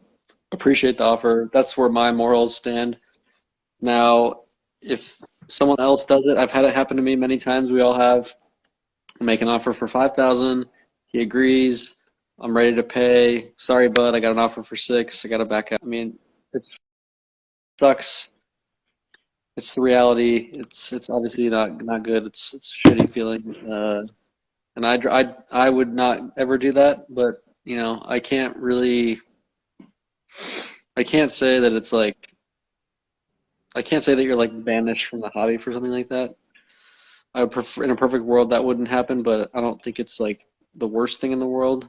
But yeah, dude, sending your money and then refunding the money, that's like, okay, come on, man. Like, I already paid you and shit. This is ridiculous. Yeah, that's going way too far. I do think even when terms have been agreed to, hey, I'm going to buy this from you from $1,000, and the seller says, okay, I accept. And then, okay, how should I send you the money? Okay, we'll do it this way. The deal has gotten that advanced. As somebody, as Slabs and Men said in the chat, it's poor form. Definitely might even be a bit more. Might be, just a straight up breach of contract, to be honest with you. So, a word of advice to sellers, beyond reputational damage that can happen to you, if you make an agreement to do a deal, act as if it's enforceable. So, be careful before you agree to final terms. But by the same token, if there's a dance going back and forth, then as a buyer, the buyer offers $500, the seller says, nah, how about $800? The buyer says, how about $600? And then the seller says, no, thank you. The buyer cannot go back and say, okay, I'll take your $800 offer. By operation of contract law, once an offer is sent and then a counter offer is sent, the initial offer has been negated. So the only offer that remains is the final offer.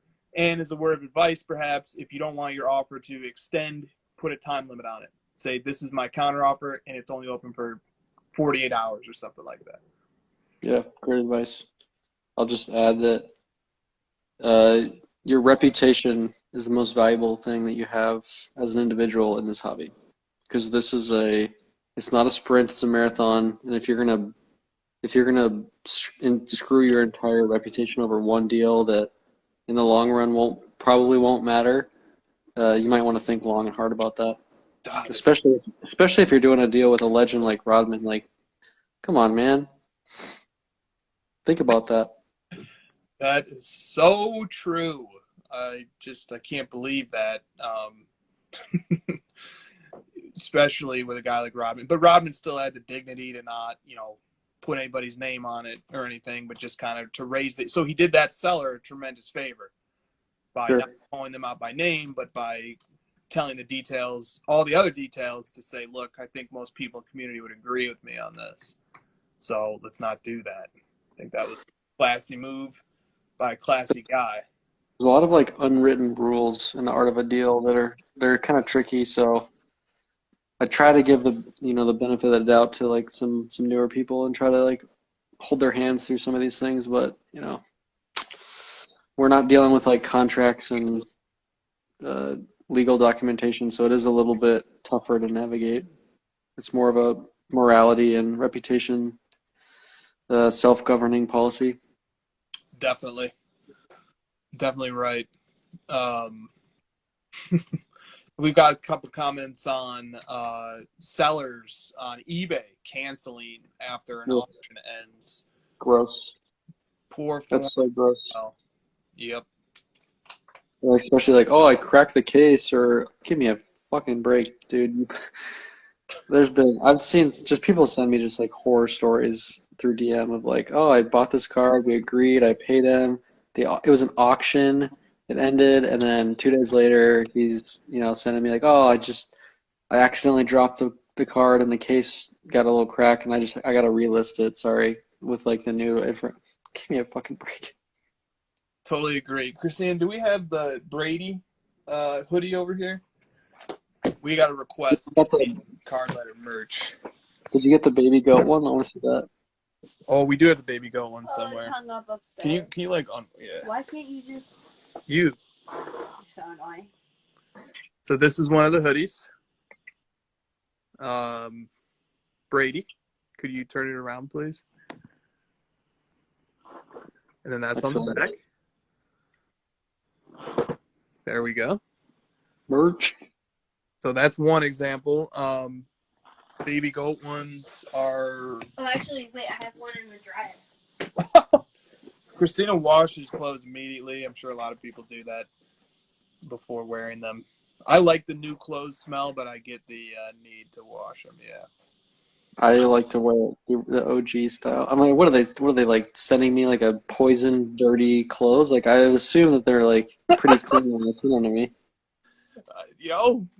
Maybe we just have too much faith in humanity. But I mean, yeah, COVID's a thing, so you gotta assume everyone's poisoned. It was to make it soft, guys. It wasn't like.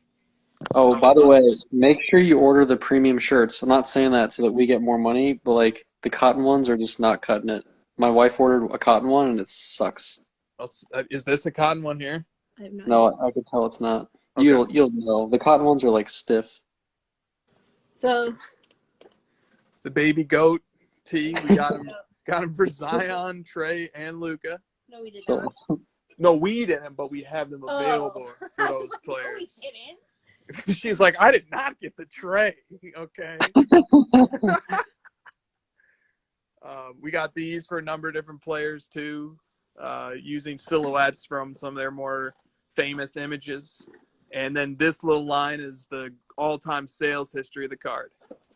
So only for the real hardcore collectors out there and investors. I definitely got the LeBron one. It's really nice. I got like the premium LeBron. It's super nice. And then I got just washing them all. So they're all I've been wearing the sweater all week though, the hoodie. I'm waiting for I got a Luka hoodie coming. Yeah, I'm waiting for that one. I'm waiting for the hats still. I want the hats. Mm. The hat shipped, Josh. Today. Oh, they did?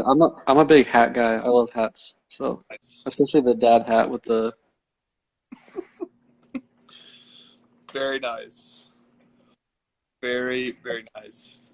Thank you to anybody who has supported the merch too. We really appreciate it. I hope you guys like it. The merch can be found at there you go. Wow. Just finishing my sentences. The shirts are not numbered. Not that. Rodman wants me to talk about being patient. Yes. Rodman was trying to buy a card, and he's like, "Think I should buy this? It sold 2 months ago for less than half of what it's going for now." And I was like, "Well, I mean, maybe don't pay 2x the all-time high in 2 months. Maybe be patient." Yeah, just in general, like there's always going to be more cards, and actually, this happens to me all the time. I'm like one of those like kind of obsessive. I can't stop thinking about it until I conclude the job kind of guys. So I totally empathize with this thought of like something comes up for sale and you're like, I have to have it. I just got to pay. And as I've learned from the mistake over and over and over, is like if you're not 100% sure, like sleep on it, think about it, because chances are like a week from now you wish you wouldn't have bought it on those types of deals. You're like, I just, I don't love it as much as I did a week ago, because like your mind just gets very obsessed with like having to have it that moment. Maybe just like think on it for a little bit. And I'm like basket case number one for this. I do this all the time. Oh, it's so true. It's so funny too. So this is a microcosm of a lot of things. Rodman, I know the card he's talking about. He asked you before he bought it for advice. Now you gave it. Then he bought it, and then he comes to me after, and he shows the card, and he says, "Did I, do something wrong here, or did I?" And so he comes to me to feel better and commiserate about, who would you rather go to for spending all-time highs than me. So he gets the advice from you, he buys it, and then he comes to me for the consolation on purchasing it. And I told him that if he had buyer's remorse on the card, I would buy it at his price right now. That may have made him feel even a little bit better. So, he made the right choice for it, because he comes to me and I'm overly critical, so I'm like, "Oh, you idiot." Yep. And then after the deal is done, he gets his pat on the back from me. Yeah, that's by far the most common question I get through DMs is like, should I do this deal or not? And I'm just like, it's like, I'm not you. Sure, do you like the card or not? Like, I'm not. If we're talking about comps or the value of it, I can maybe help. But if you're asking like, should I buy the card? Do you like it as a future whatever investment? I'm like, do you like the card? Yeah, I love it. Then buy it. It's like I can't make this decision for you. You gotta I get that you want validation. You want someone that's a collector of that same player or whatever to say like, yeah, it's a great card. Go for it. But I'm realistic and honest in my opinion, and I just sort of give you my short answer of like, do you like it or not? Yeah, that's actually elegant in its simplicity, because if you can decide whether you like it or not, there's a lot to recommend the card or not. If you like it, chances are other people like it. Chances are probably a decent card. And if you don't like it, then what the hell are you doing looking at it? Put it away. So, all right. This one came in from Lingua, and I know exactly what he's talking about. So, Oh yeah, I like this one. yeah, he said, what statistics/metrics do you like to use when evaluating NBA players, especially young players? Are there any common metrics that you do not like? I'm getting turned off by triple doubles. They are just too common these days with the fast pace of play. And let me just say one thing. Seeing Luka surpass MJ on the triple doubles list put me in the same state of mind. Yeah. So I'm right there with you, guy. Okay, what do you have to say to this comment, man? Yeah, so like for young players, the thing that I look at most is efficiency. I'm looking at like PER, I'm looking at Raptor, I'm looking at like the efficiency statistics, like the modern things, because to his point, like anyone can score in this day and age. It's what are you doing as an entire player? How are you affecting the game? Because as we know, as an NBA player, as an individual, you have a great impact on the overall wins and losses of a game relative to other sports. So like I want to look at the stats of, are you helping your team win? So when I look at when I look at Luka versus Trey, it just has like a very simplistic example. Like Luka just does more as an overall player to affect the game in the terms of wins and losses. And I look at like his efficiency stats. He's not as good of a shooter as Trey. His percentages are lower on the 3-point percentage, but he does a lot more to affect the game. And yeah, the triple doubles are kind of weird because like those are volume statistics, and he's just like involved in the game more. He has the ball the whole game, so like he's gonna have more volume stats. But like, how efficient is he? Because if you think about the entire spectrum of an individual game, if you like go for the complete extreme of putting a ball in the hands of one player for that entire game, are they winning or losing more games? Are they more efficient than the average player in that game? So you want to look at like the efficiency stats, especially young guys. If guys are coming out shooting 35% in their rookie years and they're just like turning the ball over, they're not rebounding, they don't have good defensive stats, that's a bad sign for their future. Excellent points. Totally agree. Pace of play is faster, better shooting. It is definitely easier to get triple doubles in the modern. Not better shooting. Not better shooting. You're wrong. The 3-point percentage has not changed over the last 25 years. Yeah, not dramatically, but the volume has. Volume has gone up. So, yeah, that's a good distinction. What I mean to say is that the floor is more spaced. That may not be because percentage shooting is higher, but because 3-point volume is higher. And because the floor is more spaced, it's much easier theoretically to get assists. It's much easier to get rebounds from a smaller position because the lane is less congested. However, there are ways that statisticians adjust. Josh named the key one, player efficiency rating. This is a metric that is used specifically to make adjustments for the purpose of comparisons across time, across seasons, and within a season. And there's other adjustments like rating as opposed to absolute points. So offensive rating and defensive rating normalizes the amount of points scored per 100 possessions. So it doesn't smooth out all the noise and the differences and rules and things like that. There was like 2 seasons in the 90s where the 3-point line got brought in. There's always lots of like little variables and stuff that you won't be able to perfectly solve for, but you can look at offensive and defensive rating to make a smarter comparison over time, as opposed to, in the 90s they scored 90 points a game, now they score 130. It's not quite that simple. Pace matters. The fact that the shot clock only resets to 14 seconds now instead of going back to 24 off of a rebound, offensive rebound, just all that stuff definitely makes a difference.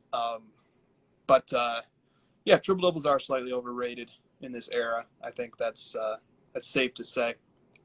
You watch the TNT post game. Like, it's interesting to hear those guys kind of, not like completely poo-poo the advanced analytics, but they do. They're just, they just like don't understand it or they don't care about it, so they just kind of go back to what they know. And it's just like you can't fight science and data to a certain extent. Like, those guys are entertaining in their analysis and it's fun to watch, but like they're wrong in a lot of cases. Like they just like don't understand the advanced analytics and how it actually does matter, because the game today in the NBA is incredibly hyper efficient. Like, all of the decisions that are made, all the floor spacing, all the 3-point shooting, it's like undeniable that it's better for the actual output because the scoring is way up, and it's not that the defense is worse entirely, it's that the scoring is more efficient.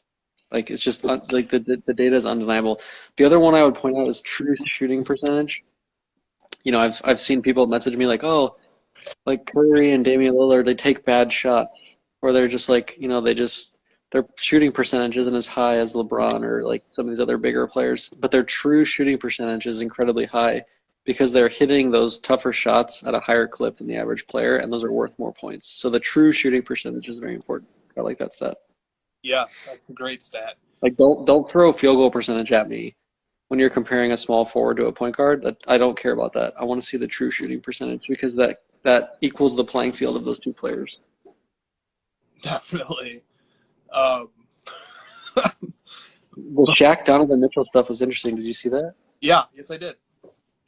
So Shaq was basically, and Barkley, all of them, they were like, you're not a superstar yet. you don't affect the game in enough ways. And the stat that was interesting though that Barkley pointed out, and I know we're talking about how triple doubles are overrated, but Donovan Mitchell has exactly one game in his entire career of more than 10 rebounds or more, and one game of 10 assists or more. It's more telling that, like, yeah, he isn't like affecting the game in all the different categories as much as you would like. Yeah, so his assist and rebound numbers are pretty low. Yeah, and he's 47th in PER. I believe you have to have played over 500 minutes to qualify for that ranking. 17th in points, 143rd in rebounds, and 41st in assists. It's good. Definitely well above average player. Well above average player, but not a superstar. But those guys are using statistics to prove their point, and Donovan Mitchell's defense of himself is like, we're winning games. It's kind of an intangible thing to know that I'm good. And those guys are leaning into statistics to say, you're good, you're just not a superstar. Yeah, the whole point of statistics and data is to represent reality, and in some cases to forecast or model reality. If statistics aren't capturing the truth, but they're telling some other story, then they're not very helpful. But on the other hand, if statistics are capturing reality accurately, then they give us a level of precision that we just can't have going off of memory, which is subject and prone to all types of biases. So statistics are incredibly powerful. And what they can do is they can contradict certain common sense intuitions that we have. Like if we know that there's a statistic that is right on 9 out of 10 examples, but we feel like it's wrong on the 10th one, maybe we're missing something on that 10th one. It's not the statistical metric that's wrong. It applies to cards too. In some ways, you could say that card ladder, a big part of card ladder is is analytical, is synthesizing data using objective formulas. And when you do that, and when you drill into the data, you will find all types of unexpected things that you just wouldn't have noticed if we were just kind of going off of memory and hunches and stuff like that. Like the thing we talked about in sports cards culture, comparing the Jordan Rubies Team Skybox BGS 8 to the Fleer PSA 10, and over the same year and a half time span, how many people, if in a blind poll, would have guessed that the Rubies had a better financial performance by 300% or 200%? Compared to the Fleer 86 PSA 10. I think very few people would have intuitively thought that, but that's what happened. So statistics can be extremely helpful. But as people in the chat have pointed out, the eye test definitely matters as well. I think you can use both to better inform yourself. The other thing that I was thinking about during all this was how there's all these cliche comments about when the playoffs start, like the game slows down and it goes to your best players and it's all about your superstars, but it's true because in the playoffs, the minutes of the superstars greatly increase, therefore the efficiency of the overall team statistics increase, therefore the actual wins and losses are narrowed down more to individual superstars than they are to the overall team that's been occurring during the regular season. So that's why the superstars win and lose games more in the playoffs, because their usage rates go up so much. Definitely. That's a terrific point. Let's take I pulled up Hollinger's PER on ESPN. Let's just see if anything cool is happening here. So first of all, it's sorted by PER, but they put it over way to the right for some reason. So PER is way over here, but here's the ranking. Now, it skews in favor of centers because they often take very high percentage shots and they collect a lot of rebounds. So we can actually filter by position. But Jokic is the highest PER, followed by Embiid. And you got some guys in here who played 500 minutes or so, like Porter, so they qualify, but really they don't because their sample size isn't very big. Okay, we go to small forward. You get Kawhi, you get MPJ, who, like I just said, he's only played 4 games, so he should probably be excluded. You get Kawhi, LeBron, Tatum, Middleton. Passes the eye test to me. So in other words, this stat is telling us something interesting. Tatum is a nice young guy in this list. MPJ is too, obviously, but only 4 games. Middleton, a perennially underrated player. Jeremy Grant is a nice one to see if there. Mikal Bridges. Can you talk about Mikal Bridges for a little while? He's been good for the Suns, I think. He's efficient. He's efficient. Like Very that's how I would describe him. He's a 3-and-D guy to the max. Like he plays his role very, very well. DeAndre Hunter is ranking among some very good. So DeAndre Hunter is surrounded, and Cameron Johnson is up there too from Phoenix. You got DeAndre Hunter surrounded by Rudy Gay.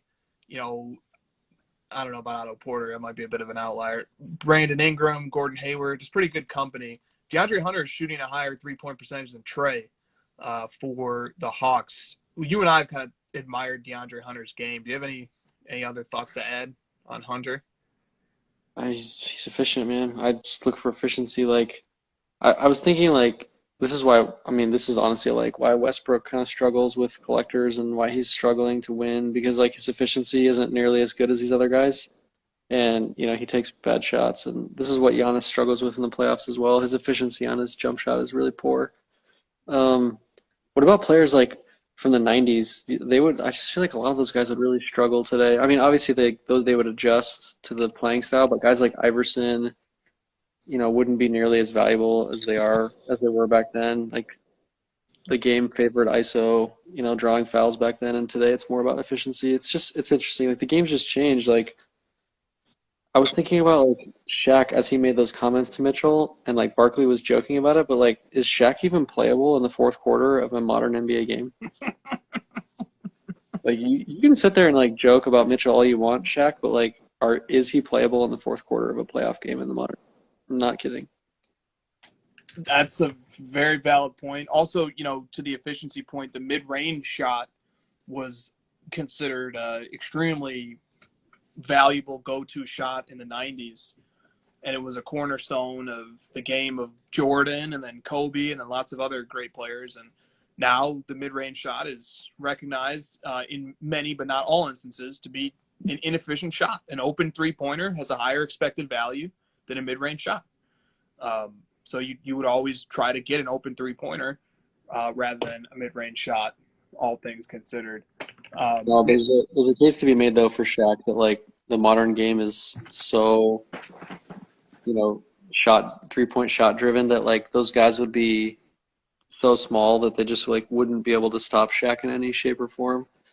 So like he would just be so far from the norm that he might just like completely dominate because of just how big and strong he was. So Shaq is probably like not the best example for what I'm trying to say, but like there's definitely centers that like would struggle in today's modern game. That's without a doubt. Shaq's not going to average 50 and 20 in the modern game. There's no way. Nobody's averaging 50 points. If anyone got to the point of like scoring 50 points in an NBA game, like there's too much pride in these guys defensively to let that happen over and over. They just like would eventually stop somebody. Definitely. Slabs to Men asked, can we pull up the all-time PER? And there it is. MJ, Chris Bron, Paul. AD, Shout out Chris Paul. Shaq is up there. David Robinson, Wilt, Bob Pettit, KD, Chris Paul, James Harden. Must be a number of seasons to be required. Well, I guess Giannis's average is going to be dragged down by his first few seasons. Steph, Hakeem. I mean, literally, there's Giannis. He'll be climbing. There's Kobe at 27th. I'm surprised to see Westbrook that high. Yeah, agreed. What the Vorp? Go by the Vorp. Okay, hold on. Like the only one that I used in my argument. Vorp is LeBron's number one in Vorp. Yeah, I think it should be noted that LeBron was number one in career PER until Basketball Reference amended their PER formula last season. Okay, here is Vorp, LeBron, MJ, Stockton, and Malone. That's really cool because Stockton is such an underrated player historically. He leads the all-time in assists and steals. By a wide fucking margin, like a massive chasm. It's ridiculous. He's so underrated. And we don't like to say underrated on this show. Vorp really favors like consistency over the long term. Like it just like favors people who've played for a really long time and do it very well consistently. Just throwing that caveat that it's not just efficiency with Vorp. It's like a cumulative thing. Totally. Dude, Chris Paul. That's why Chris Paul has always been one of those guys that I cannot like fathom why people don't look at Chris Paul's statistics and understand that like these modern rookie prospecting type players, like they would like their ceiling is Chris Paul. It just blows my mind. You liking what Chris Paul is bringing to the Suns? Because I just feel like he makes them a real threat to go late in the Western Conference playoffs. Just having a guy like that on top of an already good team. If you listen to Chris Paul in his interviews, he's just like he's obviously like a veteran player, but he's just very confident in his style of play and his efficiency. Like he recognizes he's a very efficient player and he understands the game very well. And you know, he's just never going to be a negative at this point until he reaches a certain point of his age. But he's just a positive on the floor. Yeah, CP3 is incredibly efficient. Like a lot of people would value Iverson higher than CP3, but like if you look at their win-loss shares and like VORP and PER, Chris Paul just like destroys Allen Iverson. I love this conversation.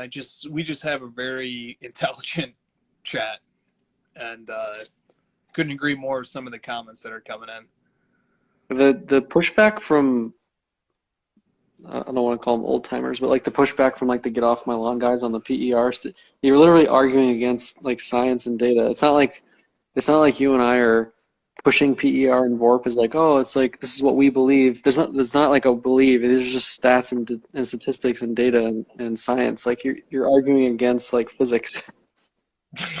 I agree, and it's an objective metric. It's the same thing applied to everybody. There's no finger on the scale. Now you could write a formula that overweights some specific thing that one guy's really good at, nobody else is. Like if you really wanted to ding high usage rate players, you would make undue subtractions for turnovers or something like that and not compensate for it by balancing it against usage rate or something like that. You could do that, right? But then we would look at that list and we say, this list doesn't make a lot of sense. But when you look at PER, you say, this list makes a ton of sense. And we understand how and why it operates. And so if somebody is like, what's that? Sorry. The fact that like Jordan and LeBron are 1-2 in VORP and PER, like what more do you need to know? That's the calibration for the statistic right there. Yeah. Jordan and LeBron are obviously like number 1-2 in eye test, and they're number 1-2 in statistical analysis. So like, slam dunk. Yep. Okay, so then what about Kobe Bryant? Because he's kind of low on both of those. Ooh, don't ask me about that. You know what I think about this topic. Well, go ahead. Oh man, church the fools. The thing is, man, before it's such a delicate topic, but Sure. Last fall, Bleacher Report published a very analytical and somewhat designed to be provocative ranking of the 50 greatest players of all time. And I believe Kobe was 14th on that list. Which is to be the 14th best NBA athlete of all time is an incredible accomplishment. Just there's no way around it. And there was some controversial stuff on that list. Steph Curry was put higher than Kobe by a few pegs. So people say, well, maybe Steph Curry's being overrated here. So there was lots of ways to have issue with the list. But I bring up that list because I think it illustrates the fact that when people were taking dispassionate, objective reviews over Kobe's career, they were coming to the conclusion he's like a top 10 player. This list had 14, but that might have been a little too harsh. But like a top 10, top 15, we looked at PER, he was 27th. He has one MVP. There's certain things that just kind of, when you talk about GOAT, all-time GOAT, that really isn't a word that should be applied to 25 guys. There's definitionally, it means one, but if we make allowances for 2 or 3, that makes sense. And you really need to look at statistics to make GOAT arguments and longevity and stuff like that. But there's a totally different argument for Kobe that applies to the hobby, and that is that he is an absolute, undeniable cultural icon, and nobody can deny that. And he might be the most beloved basketball player ever, playing in one of the greatest basketball cities ever for the entirety of his career. Can't deny that. The guy took huge shots. He was so influential on so many players. He taught Jason Tatum. He's just such an icon in the NBA in so many ways. But when we just look at statistics, when we look at what smart basketball people have to say about where guys kind of rank all time, we might need to slightly humble ourselves on our Kobe takes. I think that's my diplomatic way of putting it.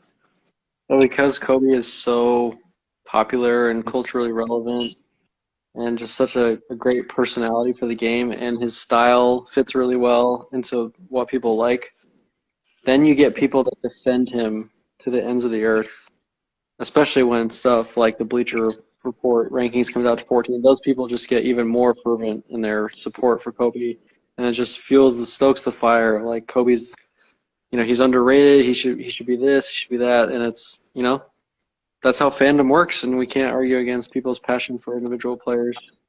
The actual statistics point out that, he's not as efficient as other players historically. Yep, and you can't argue with 5 rings either. He played on great teams, but who didn't? So, Sure. 5 rings is tremendous. But the Kobe thing is more nuanced, I think, than and I don't think anybody is ready to really have that discussion yet. It's just too close to. Let's just get to the meat. What's your top 5 all time? Let's do it. We've done this before. I don't have a top 5 of all time, but I do know that Jordan and LeBron are in it. But that's about it. I just don't have even a big enough frame of reference of basketball. I don't know anything about 60s, 70s, 80s. I could have an opinion, but it just would be a guy talking out of his ass.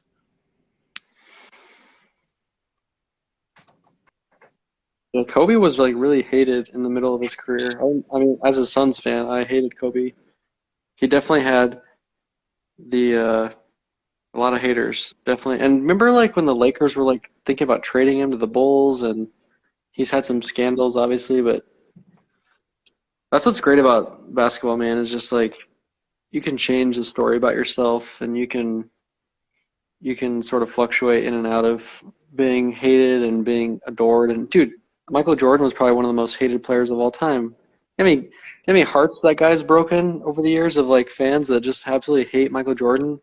And then now that he's retired, and it's kind of now everyone just sort of reveres him and remembers his career. And that's why you were talking about the 10-year run-up didn't happen until 2016, because obviously that's mostly because the hobby got more popular in 2016 more than anything else. But those Wizards years, people weren't drooling over Michael Jordan during those years. They were just oh, look at this guy, just the owner, trying to have his way and play out his career the way he wants. And then it didn't really build up until a little bit later, where the appreciation really took off of oh my God, why didn't we? And we're seeing that now with LeBron, where people are I should have done that with Jordan. I'm going to do it with LeBron now. I learned my lesson. I should just enjoy this. So we're seeing the fruits of that labor now, which is really cool to see. But, we'll never fully appreciate all of these guys until it's too late. Dude, totally. SBA collector's cracking me up, because I can tell this guy. I know he's a Knicks fan. I think he is. I know he's from New York, or the New York area. And he's saying, I hate Jordan. I hate Reggie Miller even more. So you just sound like a straight-up 90s Knicks fan, dude.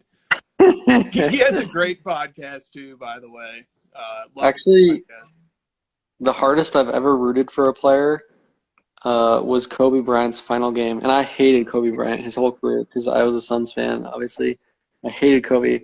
That final game against the Jazz, I was just rooting on him because it's just you sort of recognize what's happening. You can kind of see the just love of the game in his eyes, and you could tell he had no energy left, but he was just giving. It's how can you not root for that?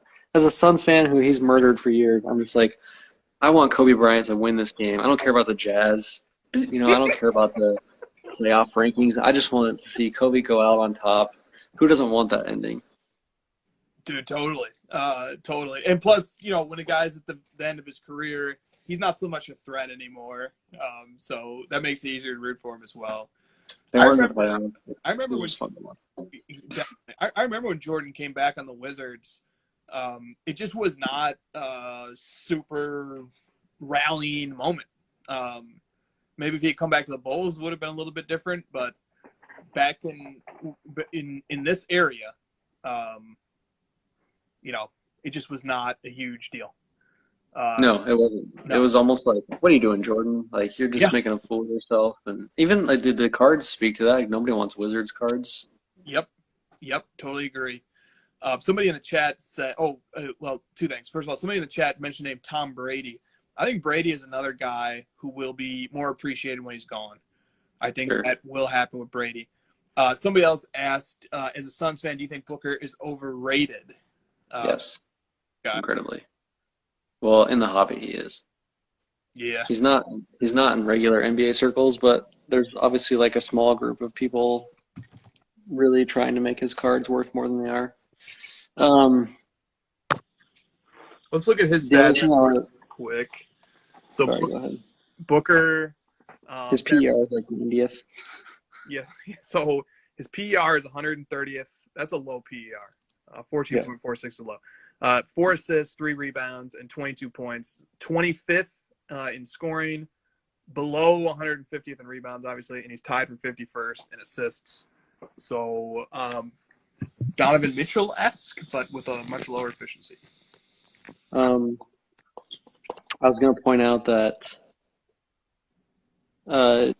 something that LeBron and Brady are going to have over Jordan is that in their later years they're going to be more efficient, and they're going to just like lean into the science of the game because they have that available to them, and they're going to like lean into LeBron's going to start shooting a higher percentage three like we're seeing. We're going to see more post up game from LeBron. He's going to turn into Karl Malone for the last couple of years. Brady obviously hyper efficient. He's fucking 43 and he's in the NBA. It's like that is only happening because those guys are just like spending a ton of money on their own bodies to increase their durability going forward, and they're just like super efficient. They've been playing the game for 20 years. They know exactly what to do at every single moment. They've seen every scenario a million times. They're incredibly efficient and intelligent. So like those guys have that advantage over the Jordans and the Montanas from the previous years because they have more data available to them. They sure do. And okay, Tom Brady was 3rd in yards this year, 2nd in touchdowns. He's 43 years old, and he threw 40 touchdowns. Incredible. 9th in quarterback rating.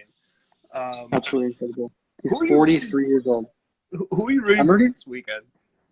I really like Aaron Rodgers. I hope to connect. You're the Aaron Rodgers of the hobby. That's why you like Aaron Rodgers so much. I do, man. I love him. I just love his bravado so much. Like I just feel like I connect with his style so much. I'm sort of like an arrogant person by nature. Like it's just how I am, and I just really like it. You need like Aaron Rodgers contender auto, dude. But just he's also like a really genuine, giving guy. Like he's like, so he has this like bravado on the field and like I'm the fucking GOAT, guys. But then like in life, he's like, how can I help people? So it just makes you want to like him on and off the field. Agreed. And I told you this, Chris, but like everything in life is a balance. And if you see someone on Instagram that's like all positive, all just like sky is blue, flowers and everything, you be very wary of that person, and also of the opposite. If you see someone that's all negative, there's a balance in life, and I feel like Aaron Rodgers has a real understanding of like I can be sarcastic at certain times, I can be negative, I can bring the positive when I need it, and when you have that self-realization of like who you are as a person, I see it in him, and I'm just like, oh, this guy's got it figured out. He says the right thing at the right time. He knows when to be cocky. He knows when to be humble. I just like him. I hope they fucking crush the Bucs. So here's his stats for this year. Okay. This guy's winning the MVP, and it's not going to be close.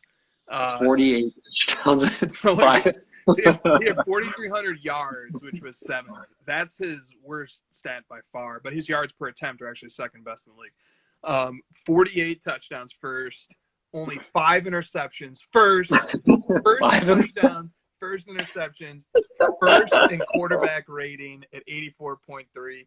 The guy is insane. And look at all the great quarterbacks that were playing this year, from young guys to vets. I mean, to true. To pace that field is just amazing. He only has one ring, so I really want him to get a second ring so that people will just leave him alone about the rings. Like getting two is really tough. You know, you're in that like Roethlisberger, Brady. You know, it's like a different category, and I just really want Rodgers to get it. Brady's got 6. We already know like Brady's amazing. We really need more data. Whereas I feel like Rodgers winning another title is just like a nail in the coffin for him. Like that he's one of the greats. I would like that for him. I think he's really good. Now, does it worry you at all that? I go to the bathroom. All right, go ahead. I'll talk to the chat. Chat, does it worry you at all? And Christina, you can chime in too. Does it worry you at all that when the Bucs and the Packers played earlier this year, it was a slaughter? I'm trying to bring up the score here. No, I don't want to see this. I'm pretty sure it was 38-10. This was the score. The Packers got decimated by the Bucs. 38-10 was the score. The Bucs beat the Packers. Now, it was an interesting game because the Packers got out to a 10-0 lead. And then Aaron Rodgers threw this weird pick six, and all of a sudden Tampa Bay just had their number. And it worries me slightly that the Packers are going to have to go up against this team that absolutely obliterated them in the regular season. And Tampa Bay was not obliterating very many good teams. That might have even been Tampa Bay's only win against a playoff team this year, if memory serves. So I worry a little bit. I almost think like Tampa Bay almost has found the perfect opponent here in the sense that Tampa Bay absolutely schooled this team and they figured out a way to get pressure on Rodgers. I was raging with you talking though because the Saints obliterated the Bucs in the regular season, and then the Bucs beat them. So I was stewing on that one. True. No, it's a great point. That's a super important point. But the Saints were also, we found out, debilitated. Michael Thomas needs off-season surgery. That's why he was very low-key in that game. And Drew, and not saying that this guy's a world beater, but the Swiss Army knife. What's his name? Taysom Hill was out, and it just took some plays out of the playbook that they otherwise would have been able to have.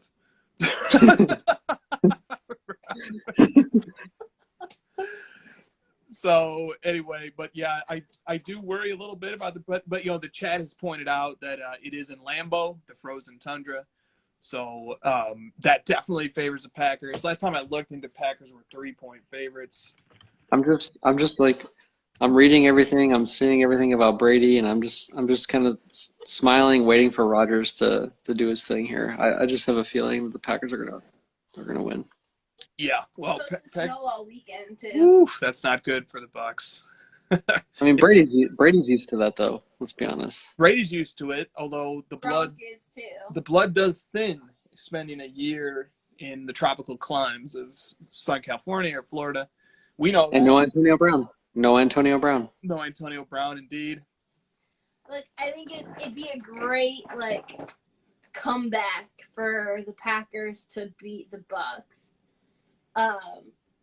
Personally, I want Brady to win because my postseason playoff fantasy. That will win her the fantasy because she went all Bucs. Yeah. So if Brady and the Bucs beat them, if they go to the Super Bowl, I'm definitely winning because everyone else chose the Packers.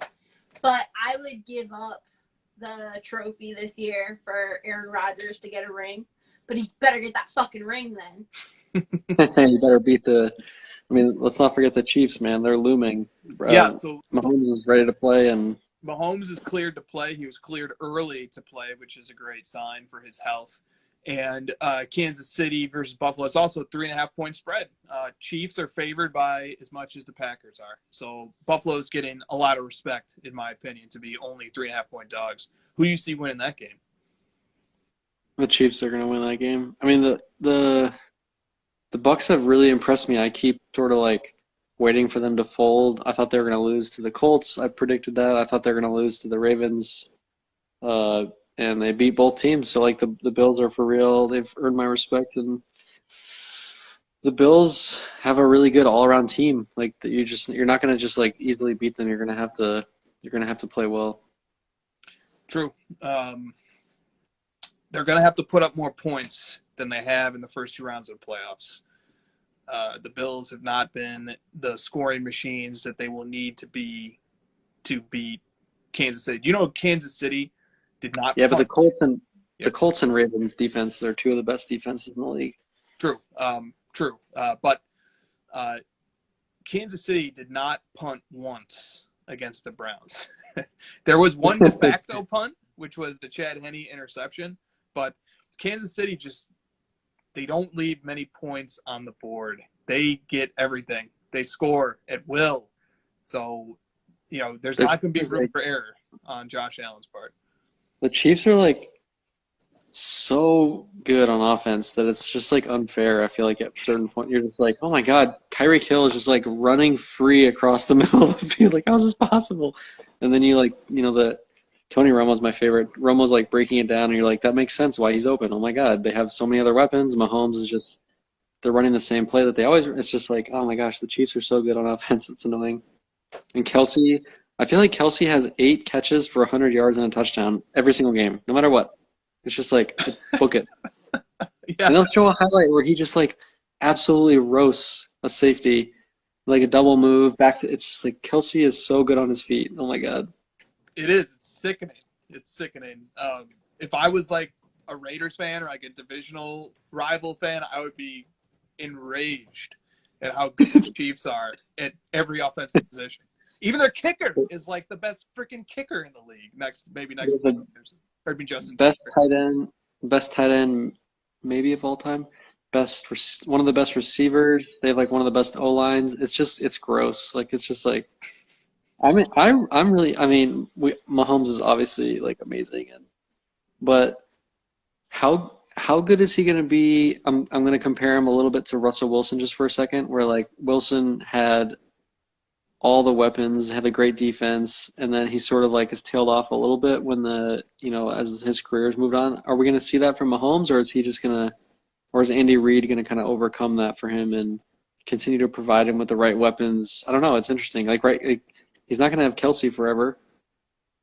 I'd love to see a simulation of an NFL situation where he was the quarterback for the Houston Texans for a year and just see what would happen if you swapped him and Watson or something like that. There's like a fly down here attacking me. Like Pence. I will reject that comp. Isn't that mean like you're the devil or something? I don't think it was that deep. Oh. And no, I don't think it means that either. I hope not. But I always think about that. You think about comparisons. So Ali, Kelsey is the best tight end in the league, definitely. Or you go, God forbid, put Mahomes on the Bears. The Bears will ruin any quarterback's career.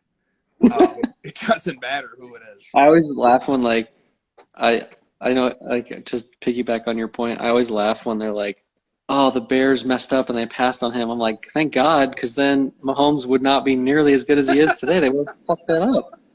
Mahomes would be a fucking shell of himself if he was on that damn team, right? It's like I wouldn't have got to see Mahomes' ceiling. I'm glad they didn't pick him. I totally agree. Andy Reid, Travis Kelce, Tyreek Hill, like Mahomes is clearly really good. He'd be better than Trubisky is on the Bears. Obviously, that's incredibly obvious, but we wouldn't have known the true potential of Mahomes if it weren't for all of the weapons around him. Same with Brady. Like, a lot of the credit has to go to Belichick. No, like you can't just say like Brady would have been the GOAT on any team. That's obviously not true. Oh no, totally, dude. The Patriots defense, in large part thanks to Brady's combination of schemes and also player selection and player development. Patriots defense was a big part. I mean, they beat the Rams 10-3 in a Super Bowl. Like their defense has just been a really big part of a lot of their success. But I do love the fact that Tom Brady is at least asserting this season that he also is, he can go to a different team that's not coached by Bill Belichick and, assert a case for him being a top quarterback. Yep. So they're the best weapons in the NFL, though. Yeah, they do. But like, and I know that's true, but when I watch the Bucks, I don't see like Godwin has been underwhelming this year. I think Mike Evans has been good. But when I watch him, I don't get blown away. But maybe that's Brady's fault. Maybe Brady's just not, targeting the right guys at the right times. But like one of their best receivers this year has been that like little Miller. Scotty Miller. Yeah, like what the hell, dude? Every time they throw to him, yeah. Every time they throw to Miller, I'm like, God, you're messing up everyone else's stats. Stop throwing to that guy. If this was Madden, I would never throw to Scotty Miller because I want 100 yards for all my top guys. Yeah. And how different my ignorance is going to show here. How different is the Tampa Bay offensive personnel from last year to this year? They added Fournette. They added Gronk, who hasn't been much this year. They added Antonio Brown. But, I mean, is there a basis for comparison to say, like, Jameis Winston didn't even take this team anywhere? Don't be hating on Gronk. Gronk is there to block and to be the person that Brady throws to when they need the down. Yeah. And that's his role. Okay. Yeah, Godwin and Mike Evans' stats are down this year from last year because Winston was more of a volume guy. So, like, receivers benefit more from that. Sure. Yeah. But their turnovers are obviously, like, way down this year. Yeah. Yeah. And Brady has never looked, like, phenomenal this year either. I think the Bucs defense was pretty important to their win last week. It was very important when they beat the Packers. So, I haven't seen Brady play any individual game against a good team where it was just like, goat season this year. So, like, there's a lot on the line this weekend, I think, for Brady to maybe finally have that breakout game. I think Watson is very good. Watson led the NFL in passing yards. Don't forget that. With like definite uncertainty in the receiving core, Will Fuller is always injured. And then they had like suspensions, I think, in their receiving core. I'm misremembering things, but like Watson is incredibly talented and very good player. Watson on the Chiefs, I don't think he's as good as Mahomes, but he would be incredible on the Chiefs as well. The Texans are a fucking dumpster fire. That team is a joke. He has every right to pull the NBA card and be like, you know what, dude? Get me out of here. This is bullshit. If you think about it, dude, he's got all the money he's ever needed in his entire life. The only thing he doesn't have right now is the opportunity to win a championship. So, like, who are we to judge him being like, get me out of here. I want to go win a championship. You only get one life. Go try and win a Super Bowl for yourself. We can't criticize that. I don't think anyone is because of how poorly run the Texans are, but, like, I usually side with the players and that kind of stuff. Even the Harden stuff, like, that guy wants to win a championship. If he wants to get out of Houston, get out of Houston. Like, who are you to say? You're not allowed to leave your job? Are you kidding me? Like, I'm going to tell you can't leave your company and go to another one? Give me a fucking break. Yeah, no, exactly. To the extent that a team can try and hold a player hostage to a contract, the terms of which are largely dictated by forces beyond the bargaining power that the player and the owners have, to the extent that owners can hold players hostage, players can, by the same token, just say, yeah, okay, I won't take my pay and I'll sit out until you're willing to trade me. Those are both viable negotiating strategies. So, in the end, it kind of works itself out. Kyrie, however, dude plays when he feels like it. I don't know. I draw the line with Kyrie.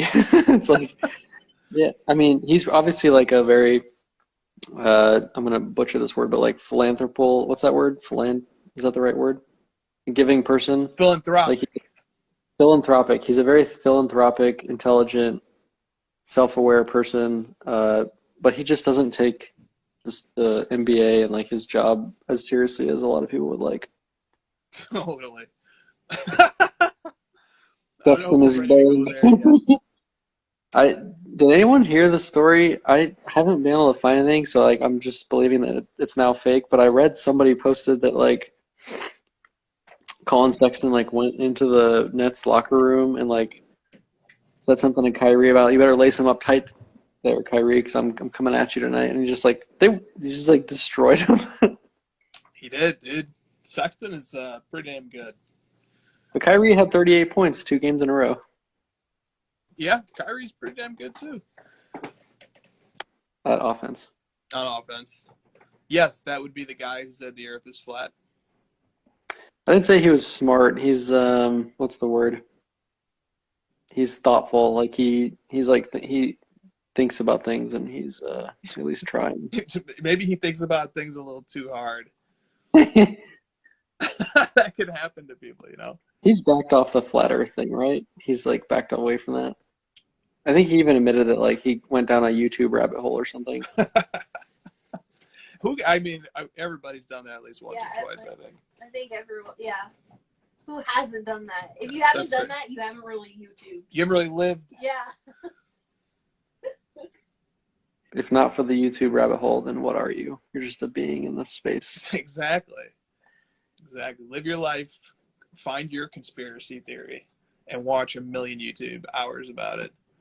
Dude, I get into the YouTube rabbit holes with politics, like with this whole election thing and the whole like insurrection at the Capitol. I'm just like, oh my God, where am I? I'm watching a video of this. Like, what is happening? Oh, I'm not gonna touch any topics in that realm with a. You just like completely avoid politics. I send you like little tidbits of politics, and you just say like, how about that sports card sale? Oh yeah, yep. I'm like, oh my God, Chris, are you like a Trump supporter? Like, what's happening here? I can't tell what you are. What are you? It would be a credit to Trump supporters if they were able to not opine on Facebook topics at will. In fact, some of our very own Jordan collectors have recently been banned from Facebook for posting certain things to their accounts related to Trump support.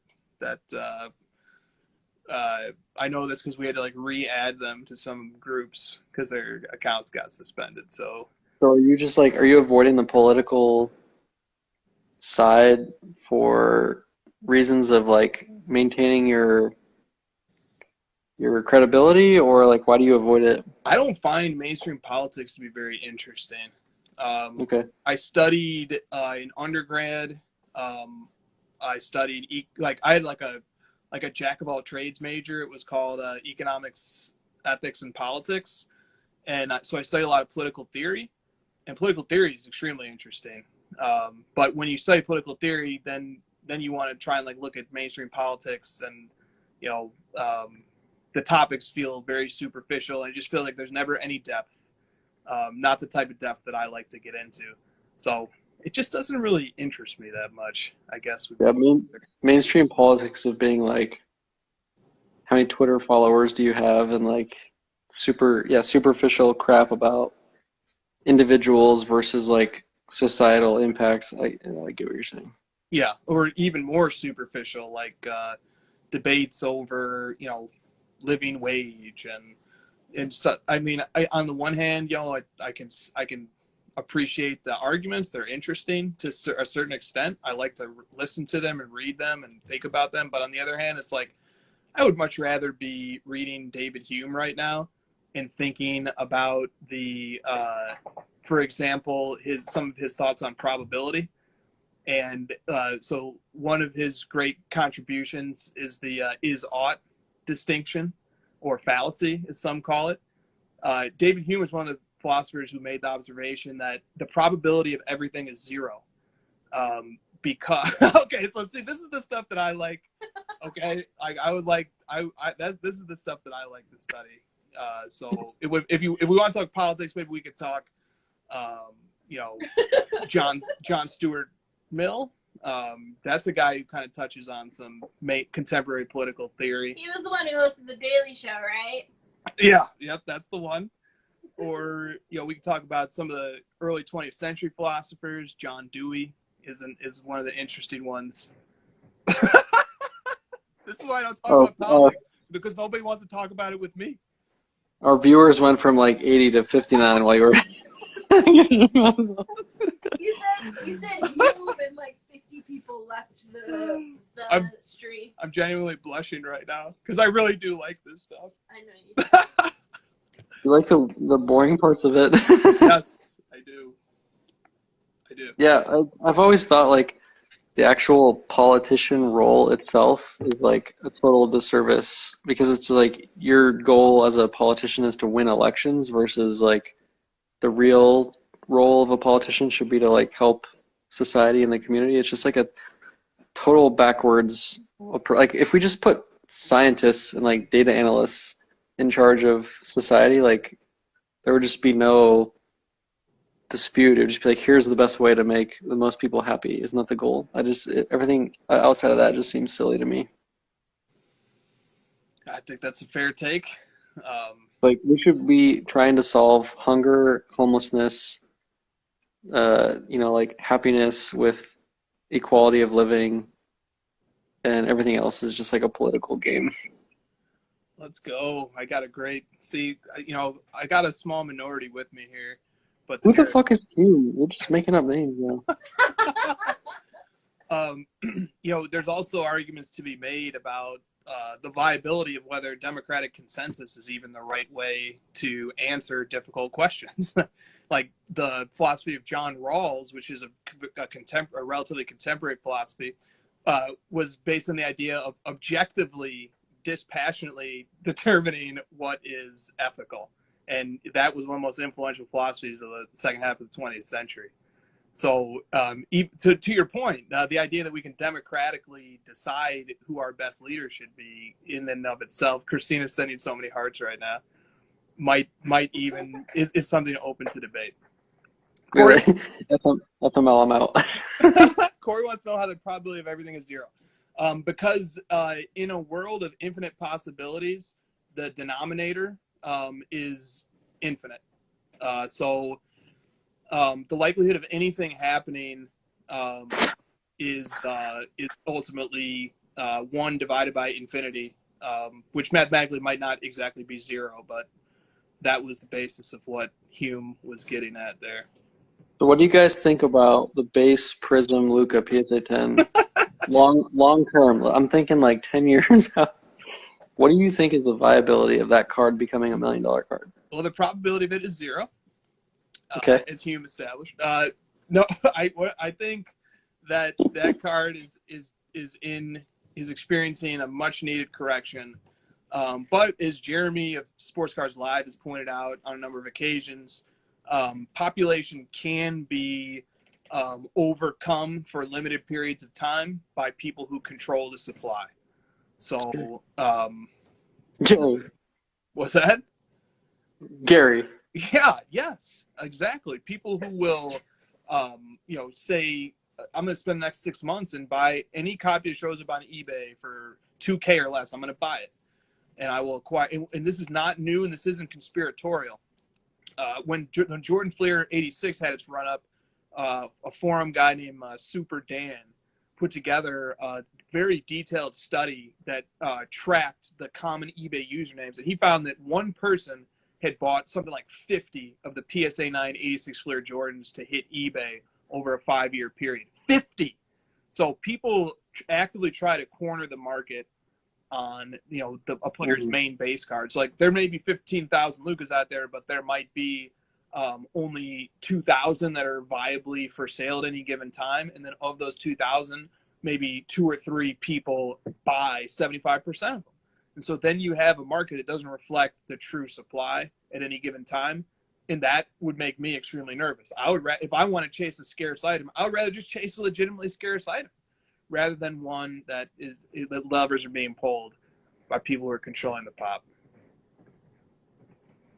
Someone messaged me today and they were like, I've got a chance to acquire an incredibly rare PSA 10 86 Fleer Jordan. I was like, there's like 350 of them or 320. Like it's not that fucking rare. Like, oh, you found one in the depths of the bowels of the hobby. You found a PSA 10. There's tons of them. There's 300. I know lots of guys that have them. Yeah, so do I. In fact, during my second year at law school, we had a guy come and talk, a lawyer, and I looked him up beforehand because I wanted to be able to ask him a question at the Q&A. And the guy was a card collector, and he famously owned a Jordan Fleer PSA 10, and I asked him about it. When I asked the question, I was like, "Hey man, what do you think about sports cards?" And he was like collecting cards like Jay Leno, and I was like, "No man, cards. You know what I'm talking about. Don't try to be cooler than everybody." And he was like, "Oh yeah," he's like, "Cards are doing really well, huh?" And I was like, "Yeah, they are." And I said something, and he was like, "You know, I have a Jordan Fleer PSA 10." And I was like, "I know you do. I know you do." So that's a card that is owned by you know, really hardcore collectors, and also, you know, people who I see it as an investment piece, art, something like that. That card is conspicuously available, and there will never go. I mean, some people have said, "Hey, these are going to dry up." Maybe that could be, but I haven't seen even a month pass where there wasn't copies available for pretty close to market or going to auction. It's like whack-a-mole, man. Like you can't make that card go away. There's too many people with soft hands that own them to say like, "Oh, dude, $200K, like hell yeah, I'm taking that money." It's just like, that's why I laughed when it's like, it's definitely gonna be $1 million card like in the next week. I mean, maybe, but like supply and demand dictates that 50 of those are gonna pop out if it hits 500K, and it's just gonna stabilize, and it might take actual time, effort, and inflation to get to $1 million. It's not just gonna like be $1 million because you say it is. That's totally right. And if somebody came up and said, I think that the Jordan Fleer PSA 10 is going to go up because there will be 100 fractional share companies coming out over the next 5 years, and that will take up 1/3 of the pop will just be acquired by these guys, and so that will, you know, reduce the supply quite a bit, and it'll create a lot of turnover. I could, you know, and okay, then now we're starting to get to something a little more interesting, but even still, there will be 200 more. I don't know if every copy got absorbed by a fractional reserve company, even then, you know, people are just going to trade shares of it. It doesn't actually reduce the supply at all. It just means that now more people can buy it. I don't know what the hell. I mean, even then, like, if I'm buying a fractional share, but just because it's like cheaper on the whole doesn't mean I'm going to be an idiot and like pay a higher price per share. Like, I'm not stupid. I'm not going to like pay a valuation of $1 million on it just because it's cheaper than if I paid $1 million. You know what I mean? Oh yeah, I'm paying $100 versus $1 million. Doesn't mean I'm gonna be stupid and overpay for a share.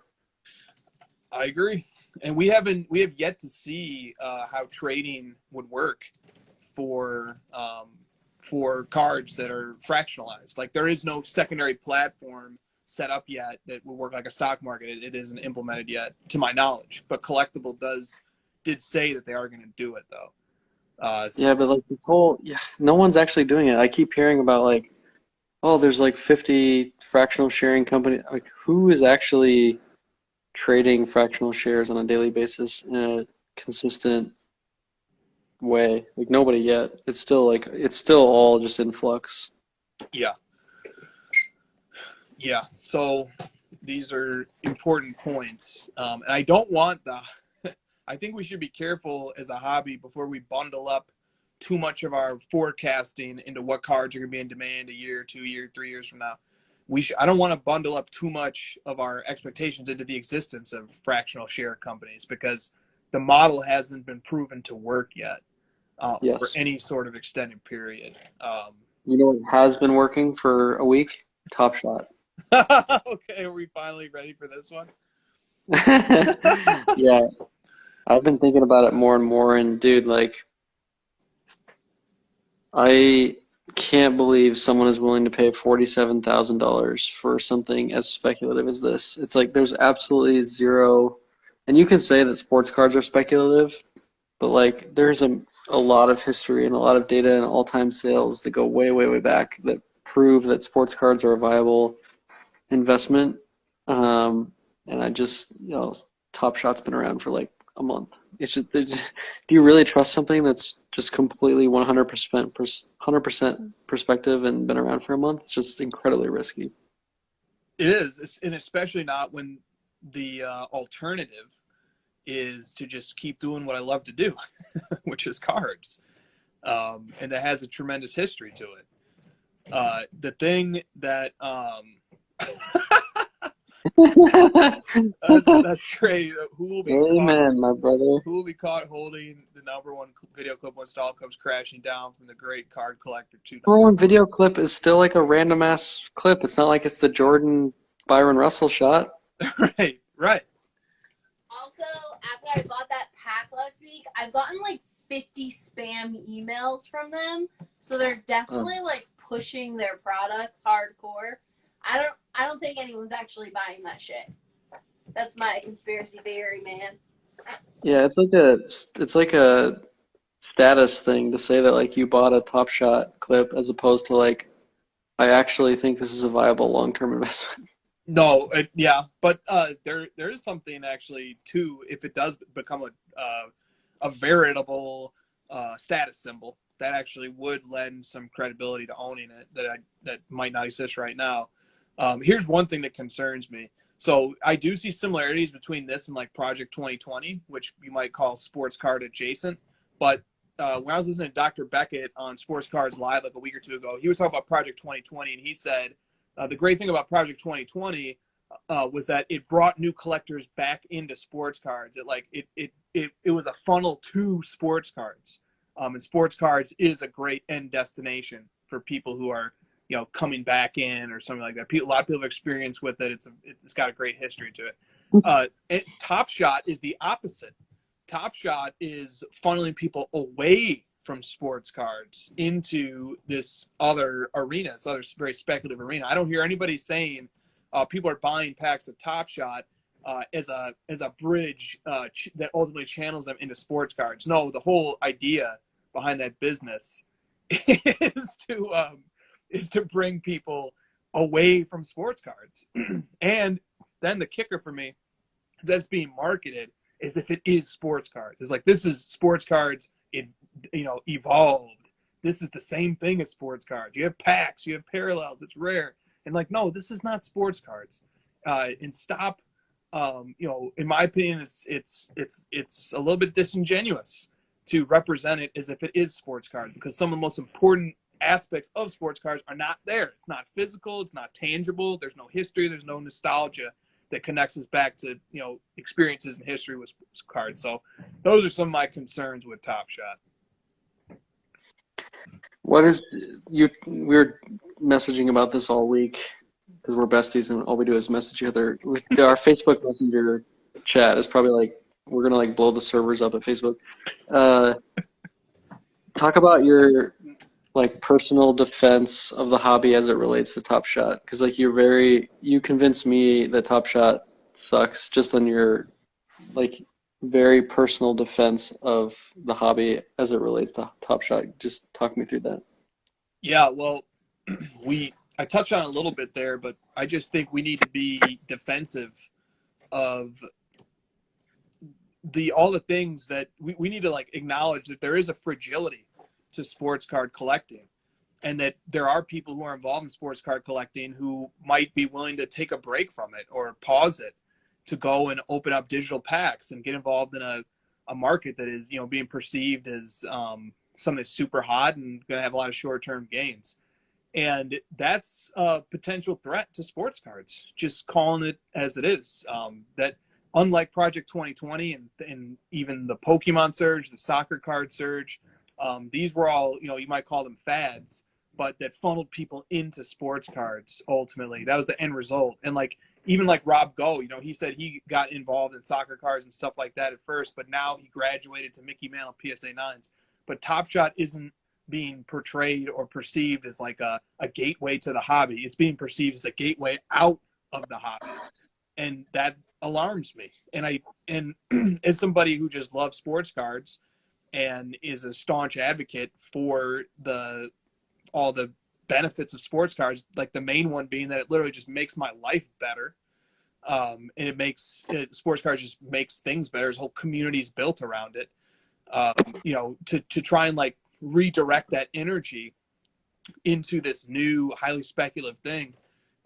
It's just not something that I could recommend in good conscience, and not yet. We need to see a lot more.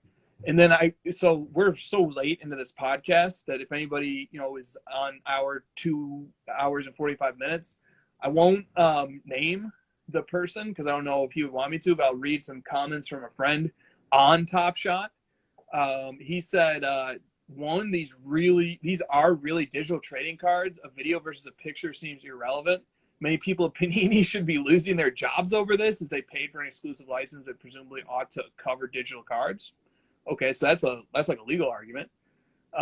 Two, the Top Shot platform purports to be built on blockchain, but they offer no explanations of how that works.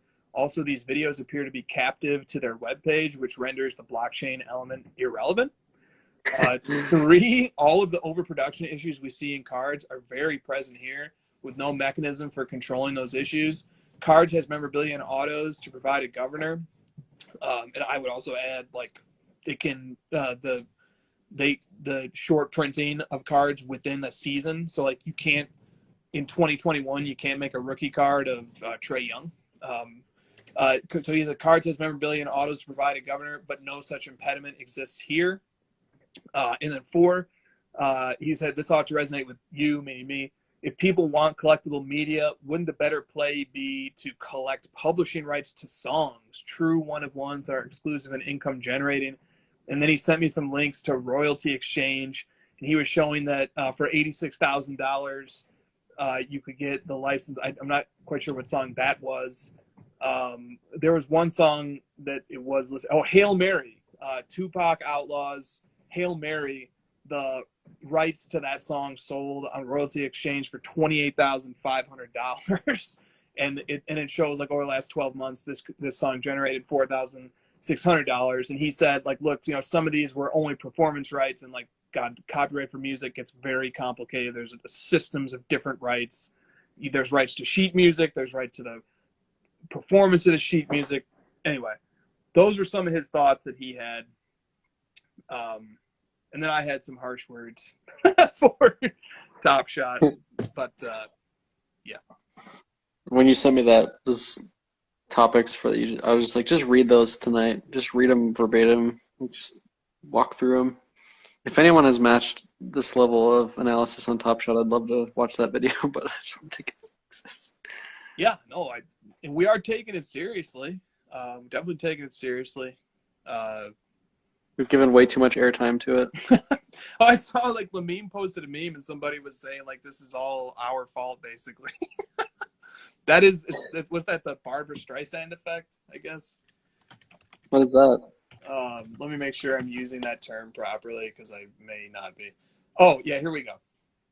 No, I'm not using it properly, but it is a good effect. The Streisand effect is a social phenomenon that occurs when you attempt to hide or censor information, and it has the unintended consequences of further publicizing it. So, we're not trying to hide it or anything, but we are talking about it, and it is further publicizing it for sure. We are the reason that Top Shot is popular. That's what you're saying? Yeah, pretty much. That's your talent for concision shining through. The Crossover Live is given full credit for Top Shot FOMO. Yeah. Yep. Bad press is good press, right? I guess so.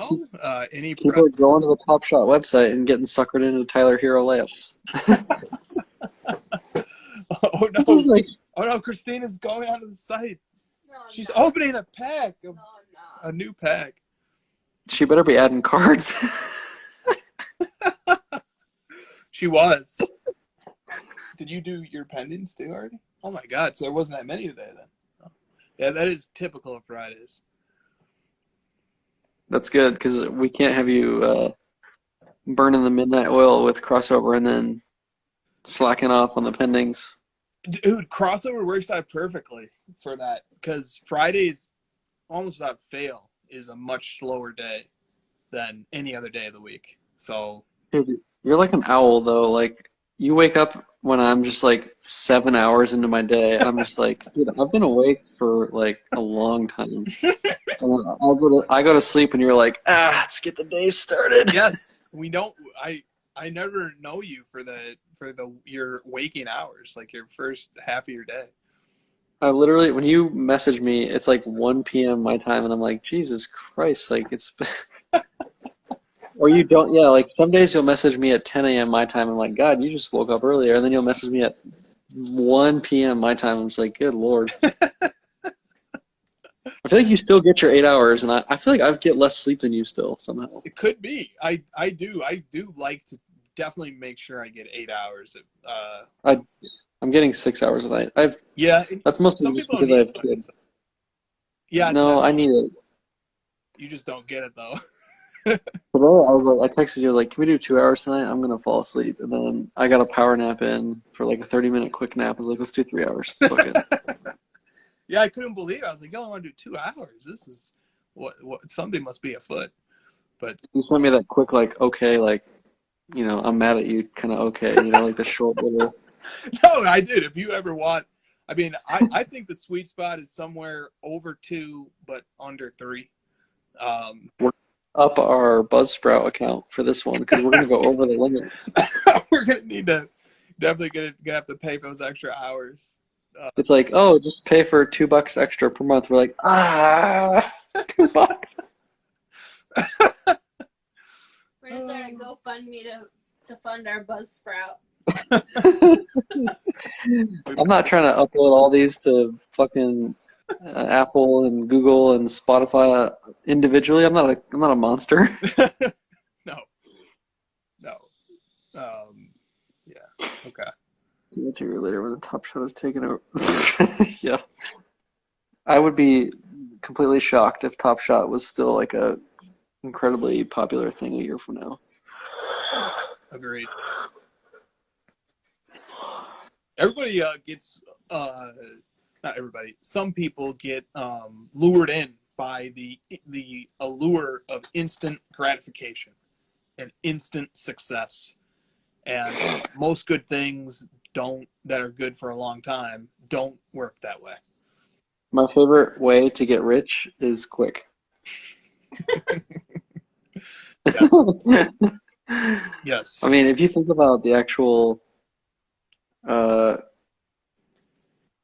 like full scope of sports cards, like most of the wealth has been generated in the last like 4 years of sports cards. So like we really have gotten rich quick. Yeah, in 4 years is quick. 1 month is I don't even know what word you would use for it. But get rich right away. Yeah, we see it time and time again. There are bubbles in this. Like people often ask, like, is the hobby in a bubble, or like, is there a bubble happening? Dude, bubbles happen in the hobby every month or two. There was a Topps Project 2020 bubble. There was a soccer card bubble. There was a Prism Base PSA 10 bubble. There was a Pokemon Common Unlimited set Pokemon bubble. There was a vintage bubble. Like we had like 5 bubbles in 2020. And they all went up, they all popped, they all came back doing better than they were doing before the bubble, but still huge bubble. I don't know, could there be more bubbles happening? Probably. I don't know, man. When I look at my collection, I sleep like a baby. Oh yeah, because the bubbles are segmented. The bubbles are segmented into very obvious things, like when Mbappe Prism Base PSA 10 goes to $3,000, and you know that the pop on those is going to be jumping and jumping and jumping. It's just like, yeah, we get that. We didn't even take a victory lap on the Tiger Woods popping because it was like the most obvious thing of all time. Like, there's not even a point in us taking a lap on that. Dude, the Tiger bubble is a great one. It just happens, dude. We have bubbles all the freaking time in the hobby, and we always overcome them, and we always weather the storm. And people just move on. People just, I don't know what the hell people think sometimes. But one of our commenters had said before a Tiger documentary, they sent us into the show and we talked about it. What if the documentary doesn't just glow with flattery for Tiger? What does that mean? And it was a very critical documentary. Like, it turned out to be. How can you make a Tiger doc that's flattery? Like, the people watch for drama. They don't watch for roses and flowers. Yeah, but I guarantee there wasn't a single eBay description that said new documentary coming out that's going to tell the truth, that's going to expose the true story. No, every documentary is like Tiger the GOAT documentary. Tiger the greatest golfer of all time. Everything was just hyper focused on this idea that like this documentary is going to elevate Tiger in the public consciousness to the greatest athlete ever. My takeaway from that doc was that he was a loner who was kind of awkward and weird. And we saw that he was like robotic and like self-created, marketed human, and that he had a lot of fuck-ups. That was my takeaway. What's your takeaway of The Last Dance? That Michael Jordan is kind of a dick, right? Like that's the whole point of the show. Yes. Yeah. No, you need an edge to sell a documentary. There has to be. Nobody's watching the documentary of The Perfect Life. That's so boring. Exactly. Every single movie has some sort of up and down to the otherwise there's no point in watching. An arc. It's called an arc. Character arc. Has to be there. Like the best, the part that made Last Dance so captivating was that it was just the personality of Michael Jordan and how he sort of willed everyone around him into his style of thinking. That was the main theme of the show, which was what made it so interesting, and how he willed people into his almost psychotic thinking and his in the real world just absolutely psychotic, insane, rude way of approaching things, but it worked in his world. Yes, that's a great way to sum it up. I think LeBron's going to have a similar one. His documentary is going to be very critical of how he is a controlling person and how everything has to revolve around LeBron. We already know that's going to be the narrative where he's like kind of a drama king, as it were, and that's going to be the theme of his documentary. We already know. Yeah, he's got to have his people. He's got to have special treatment. He's the king. He's going to have his self-proclaimed tattoos and billboard. And we already know that's how it's going to go, which is fine. I also feel like I look forward to seeing behind-the-scenes footage that shows LeBron when he's not being asked to perform for journalists or for political theater, or because he exists in a time where you have to endorse the right candidate, where you have to always say the right thing on the China issue. He's just under such scrutiny constantly that I don't feel like we ever really get to know the real him, except for these you sent me a presser that he did last playoffs, and you get to have a few offhanded moments from him time to time where you get to see, unfiltered LeBron who just gets to let his guard down for a little bit and just kind of talk about stuff. That's what I look forward to so much, is just seeing his personality unfiltered behind the scenes. Because I've seen little clips of it. There's some famous clips from that first Olympic team that they were on, where they're all at McDonald's and stuff. You just see that he's just always cracking jokes. He's always just goofing off. He makes the dumb faces and the smile face and everything. And I don't know. I look forward to seeing that side of him quite a bit.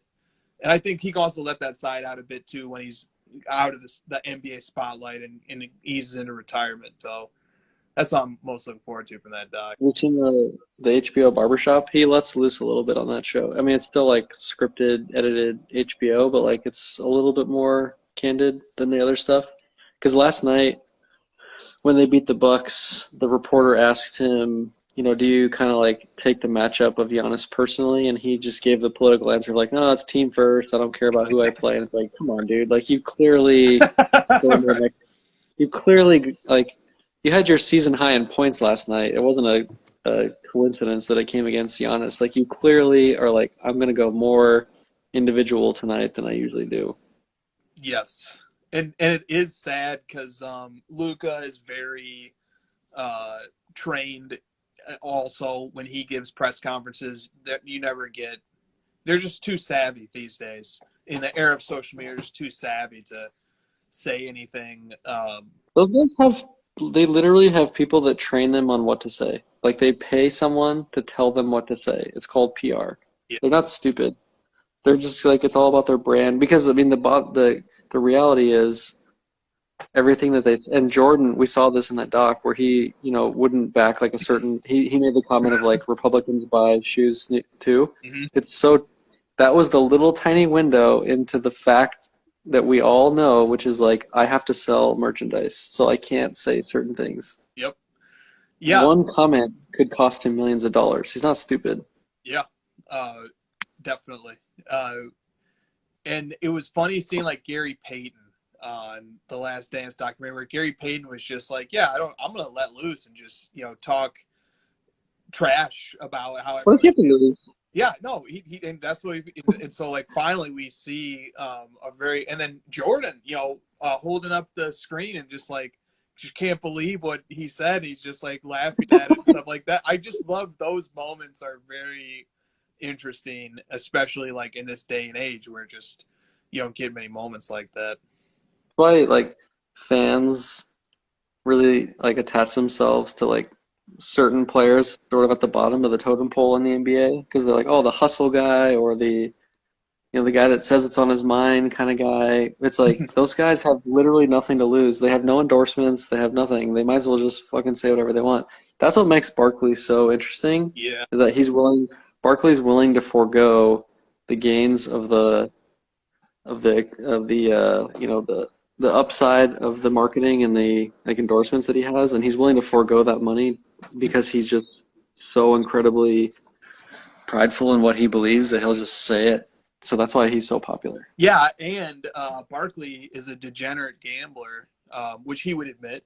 I think he has admitted. But Barkley, like he got a sponsorship by I think it was FanDuel or DraftKings or one of those guys, and so they gave him a sponsorship. And he just spent the read of the situation is he spent his sponsorship on betting that the Portland Trailblazers would win the Western Conference this year. And then he was like, yeah, I put like $100,000 using this new site or whatever. So obviously he had gotten an endorsement deal, and maybe he didn't spend all of it. He spent a fraction of the payout on just betting. It's like he's just a guy who just bets. He just wagers like crazy. Yeah, but if it pays out, it's like it's $2.8 million. Yeah. Yeah, and that's not going to pay. He even said last night he didn't even bring them up in his conversation of contenders. No, because how can you? Like, how can you? Like, come on. You saw that interview with Kevin Durant where like he was like actively criticizing Kevin Durant, and they brought Kevin Durant on the post-game interview. Yeah. And he just like blatantly ignored Charles, and Charles was just like, whatever. Like he didn't get hurt at all. He had no embarrassment. He just didn't even care. Durant just totally made him look like an idiot. And he didn't care at all. He's like, these guys don't bother me. Yeah, it took Durant many years to get to that level. So the Trailblazers, McCollum is out for an extended period of time. I think Nurkic has like a fractured wrist or hand. Zach Collins is always hurt. Zach Collins is always hurt. Nurkic is always hurt. I know. And so they're just back to Gary Trent Jr. and Dame and Melo and Whiteside, and it's just the same. It's the same. They don't have Whiteside anymore. Oh, they don't have Whiteside He anymore. went to Detroit or something, I guess. Kings. Yeah. Oh, Cantor. That's who they have now. Cantor. Yeah, that team is a mess. And Covington, who's like a good player. So like they started Derrick Jones Jr., Covington, Cantor, Lillard, and Rodney Hood. Like that was their starting five. And then Melo came off the bench. Trent came off the bench. Did the Mavs win? The Mavs did win in a game that became very close at the end. They love doing that. They're like up by 10, and then all of a sudden it's a 2-point game at the end. And it's coming down to the last shot. Yeah, and last year they lost an inordinate amount of those games. They were the worst clutch time team in the clutch time being defined as games under 5 minutes with a differential at some point of 5 points or less. They lost the most clutch time games last year by like an enormous amount. They were terrible. They were the worst clutch time team in the league by far. And this year I don't think they're nearly as bad. I don't know what their clutch time statistic is, but the reason why everybody knew it, who follows the Mavs last year, is because they were historically bad in the clutch. Yeah, it'll regress to the mean. Yeah. Luka looking good again, obviously. Yeah. we just need a bigger sample size because right now there's just too many variables to know who's actually good and who's not right now. Every time that LeBron comes up clutch in the fourth, I just sit there and you love that 3 from the other night. it's just like, dude, this shit's going in. He makes one of those every night. Yeah. Like always, I'm like texting you, bitching that like it's a close game, but like I'm never actually worried. No, and I think it's a credit to LeBron that Kuzma has actually evolved from being like this shoot first, Kobe White type of player to this 3-and-D specialist shooting over 40% from 3. And then something amazing that I saw, the Lakers as a team are shooting 39% from 3 this year on 39 attempts, which is very good. Caruso is over 50% on 3 attempts per game, and Kentavious Caldwell-Pope is 56% on even more attempts per game. So they're just shooting the lights out, going down the rotation, which is a huge part, I think, of their ability to repeat this year, is being able to shoot. You don't even need to shoot that well. They can just those guys will come back to earth, but Davis is playing poorly. And Davis in his post game was like, I suck. I'm playing terrible. And I'm just like, and LeBron's like, oh my God, hurry up. Just like get out of your damn funk so I can stop having to do everything. Yeah, dude, I mean, they had the shortest turnaround of anybody, except for the Heat, obviously. So like, it's just the fact that they are 11-4 is obviously they're 12-4. They're good, or 12-4. It's, they're obviously a good team. But like, if they were 10-8 right now or something, or 10-7, it wouldn't worry me in the slightest because they have pretty high turnover, bringing in 3 key players in Schroeder, Gasol, and Harrell, and also they just had such a short offseason that LeBron is playing the fewest minutes, I think, of his career right now, and Davis is in a slump. But I also think just there's not a huge pressure for them to go into finals mode. They have different gears now, and they know when they need to get to them. What do you think of the Nets so far in their early experiments? And they've only played one game with all 3 of them, but they lost to the Cavs. I feel like that game was kind of a microcosm of what we expect. Yep. Like just incredible offensive output with just like getting torched by one guy, and then they all played 50 minutes and like their bench played like 10 minutes each. Yeah. No. So first of all, we need to give that time for that team to gel. Let's give that team 20 to 30 games to gel. Obviously, I think they need to. It'd be very disloyal and unfortunate, I think, for Kyrie to have been the person who was like the first of their 3 stars there, and then okay, now we got Harden, we don't need you anymore. But for the betterment of the team, I think nobody would disagree if you could trade Kyrie and get like a really solid center or like a solid center and like a nice rotation guy who can bring defense. That would be an unambiguous upgrade for that team. So I just thought they trade him to Cleveland because Cleveland's got like all those centers.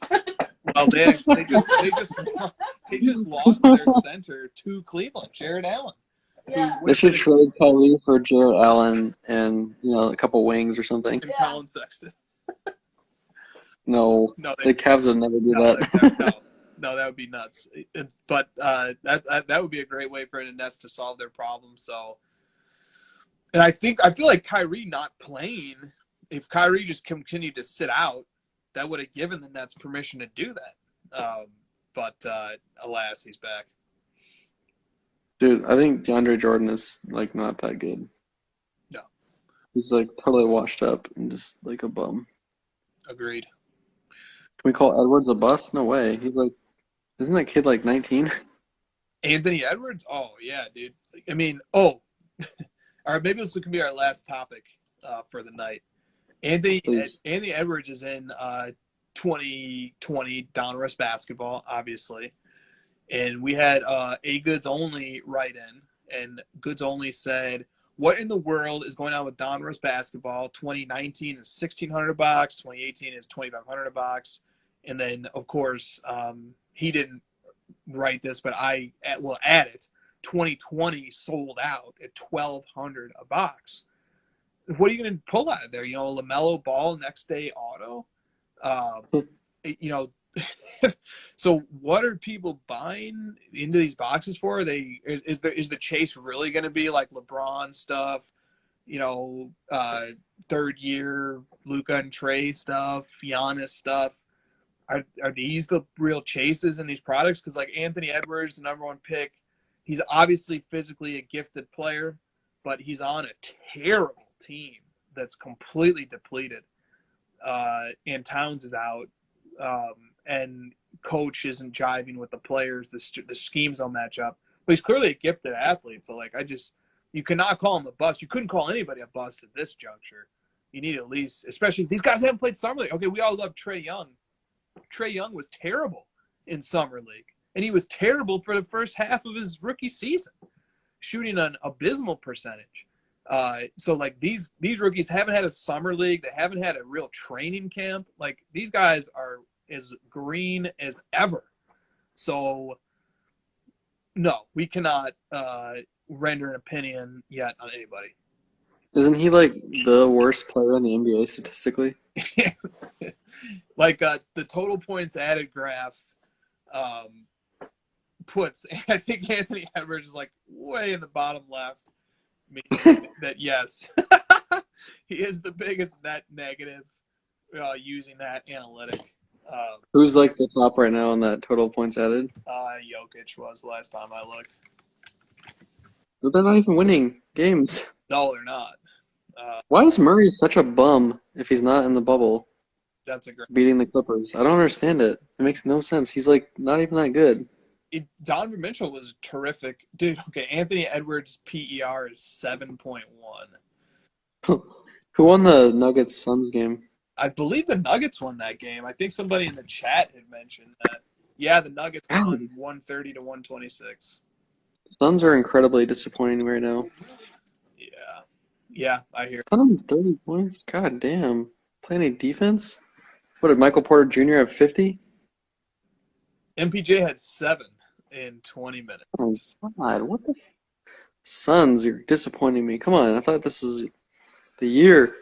Jokic had 31, 10, and 8 to lead. Oh, man, Jokic is on fire. Yeah, he's playing very well this year, without a doubt. He's having his best year ever so far. We ready to call it? Yep, let's call it. That was a great one, guys.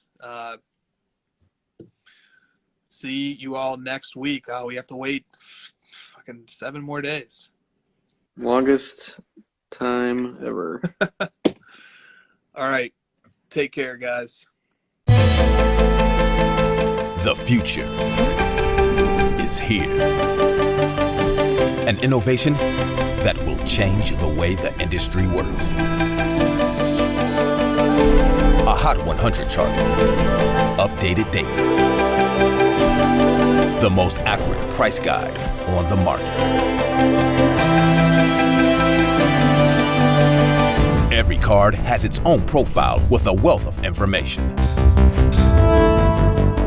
Know the precise, real-time value of any card in the system. On demand.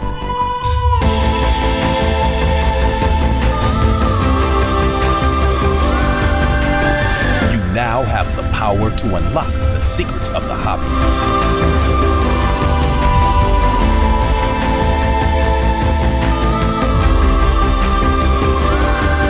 The game changer is here.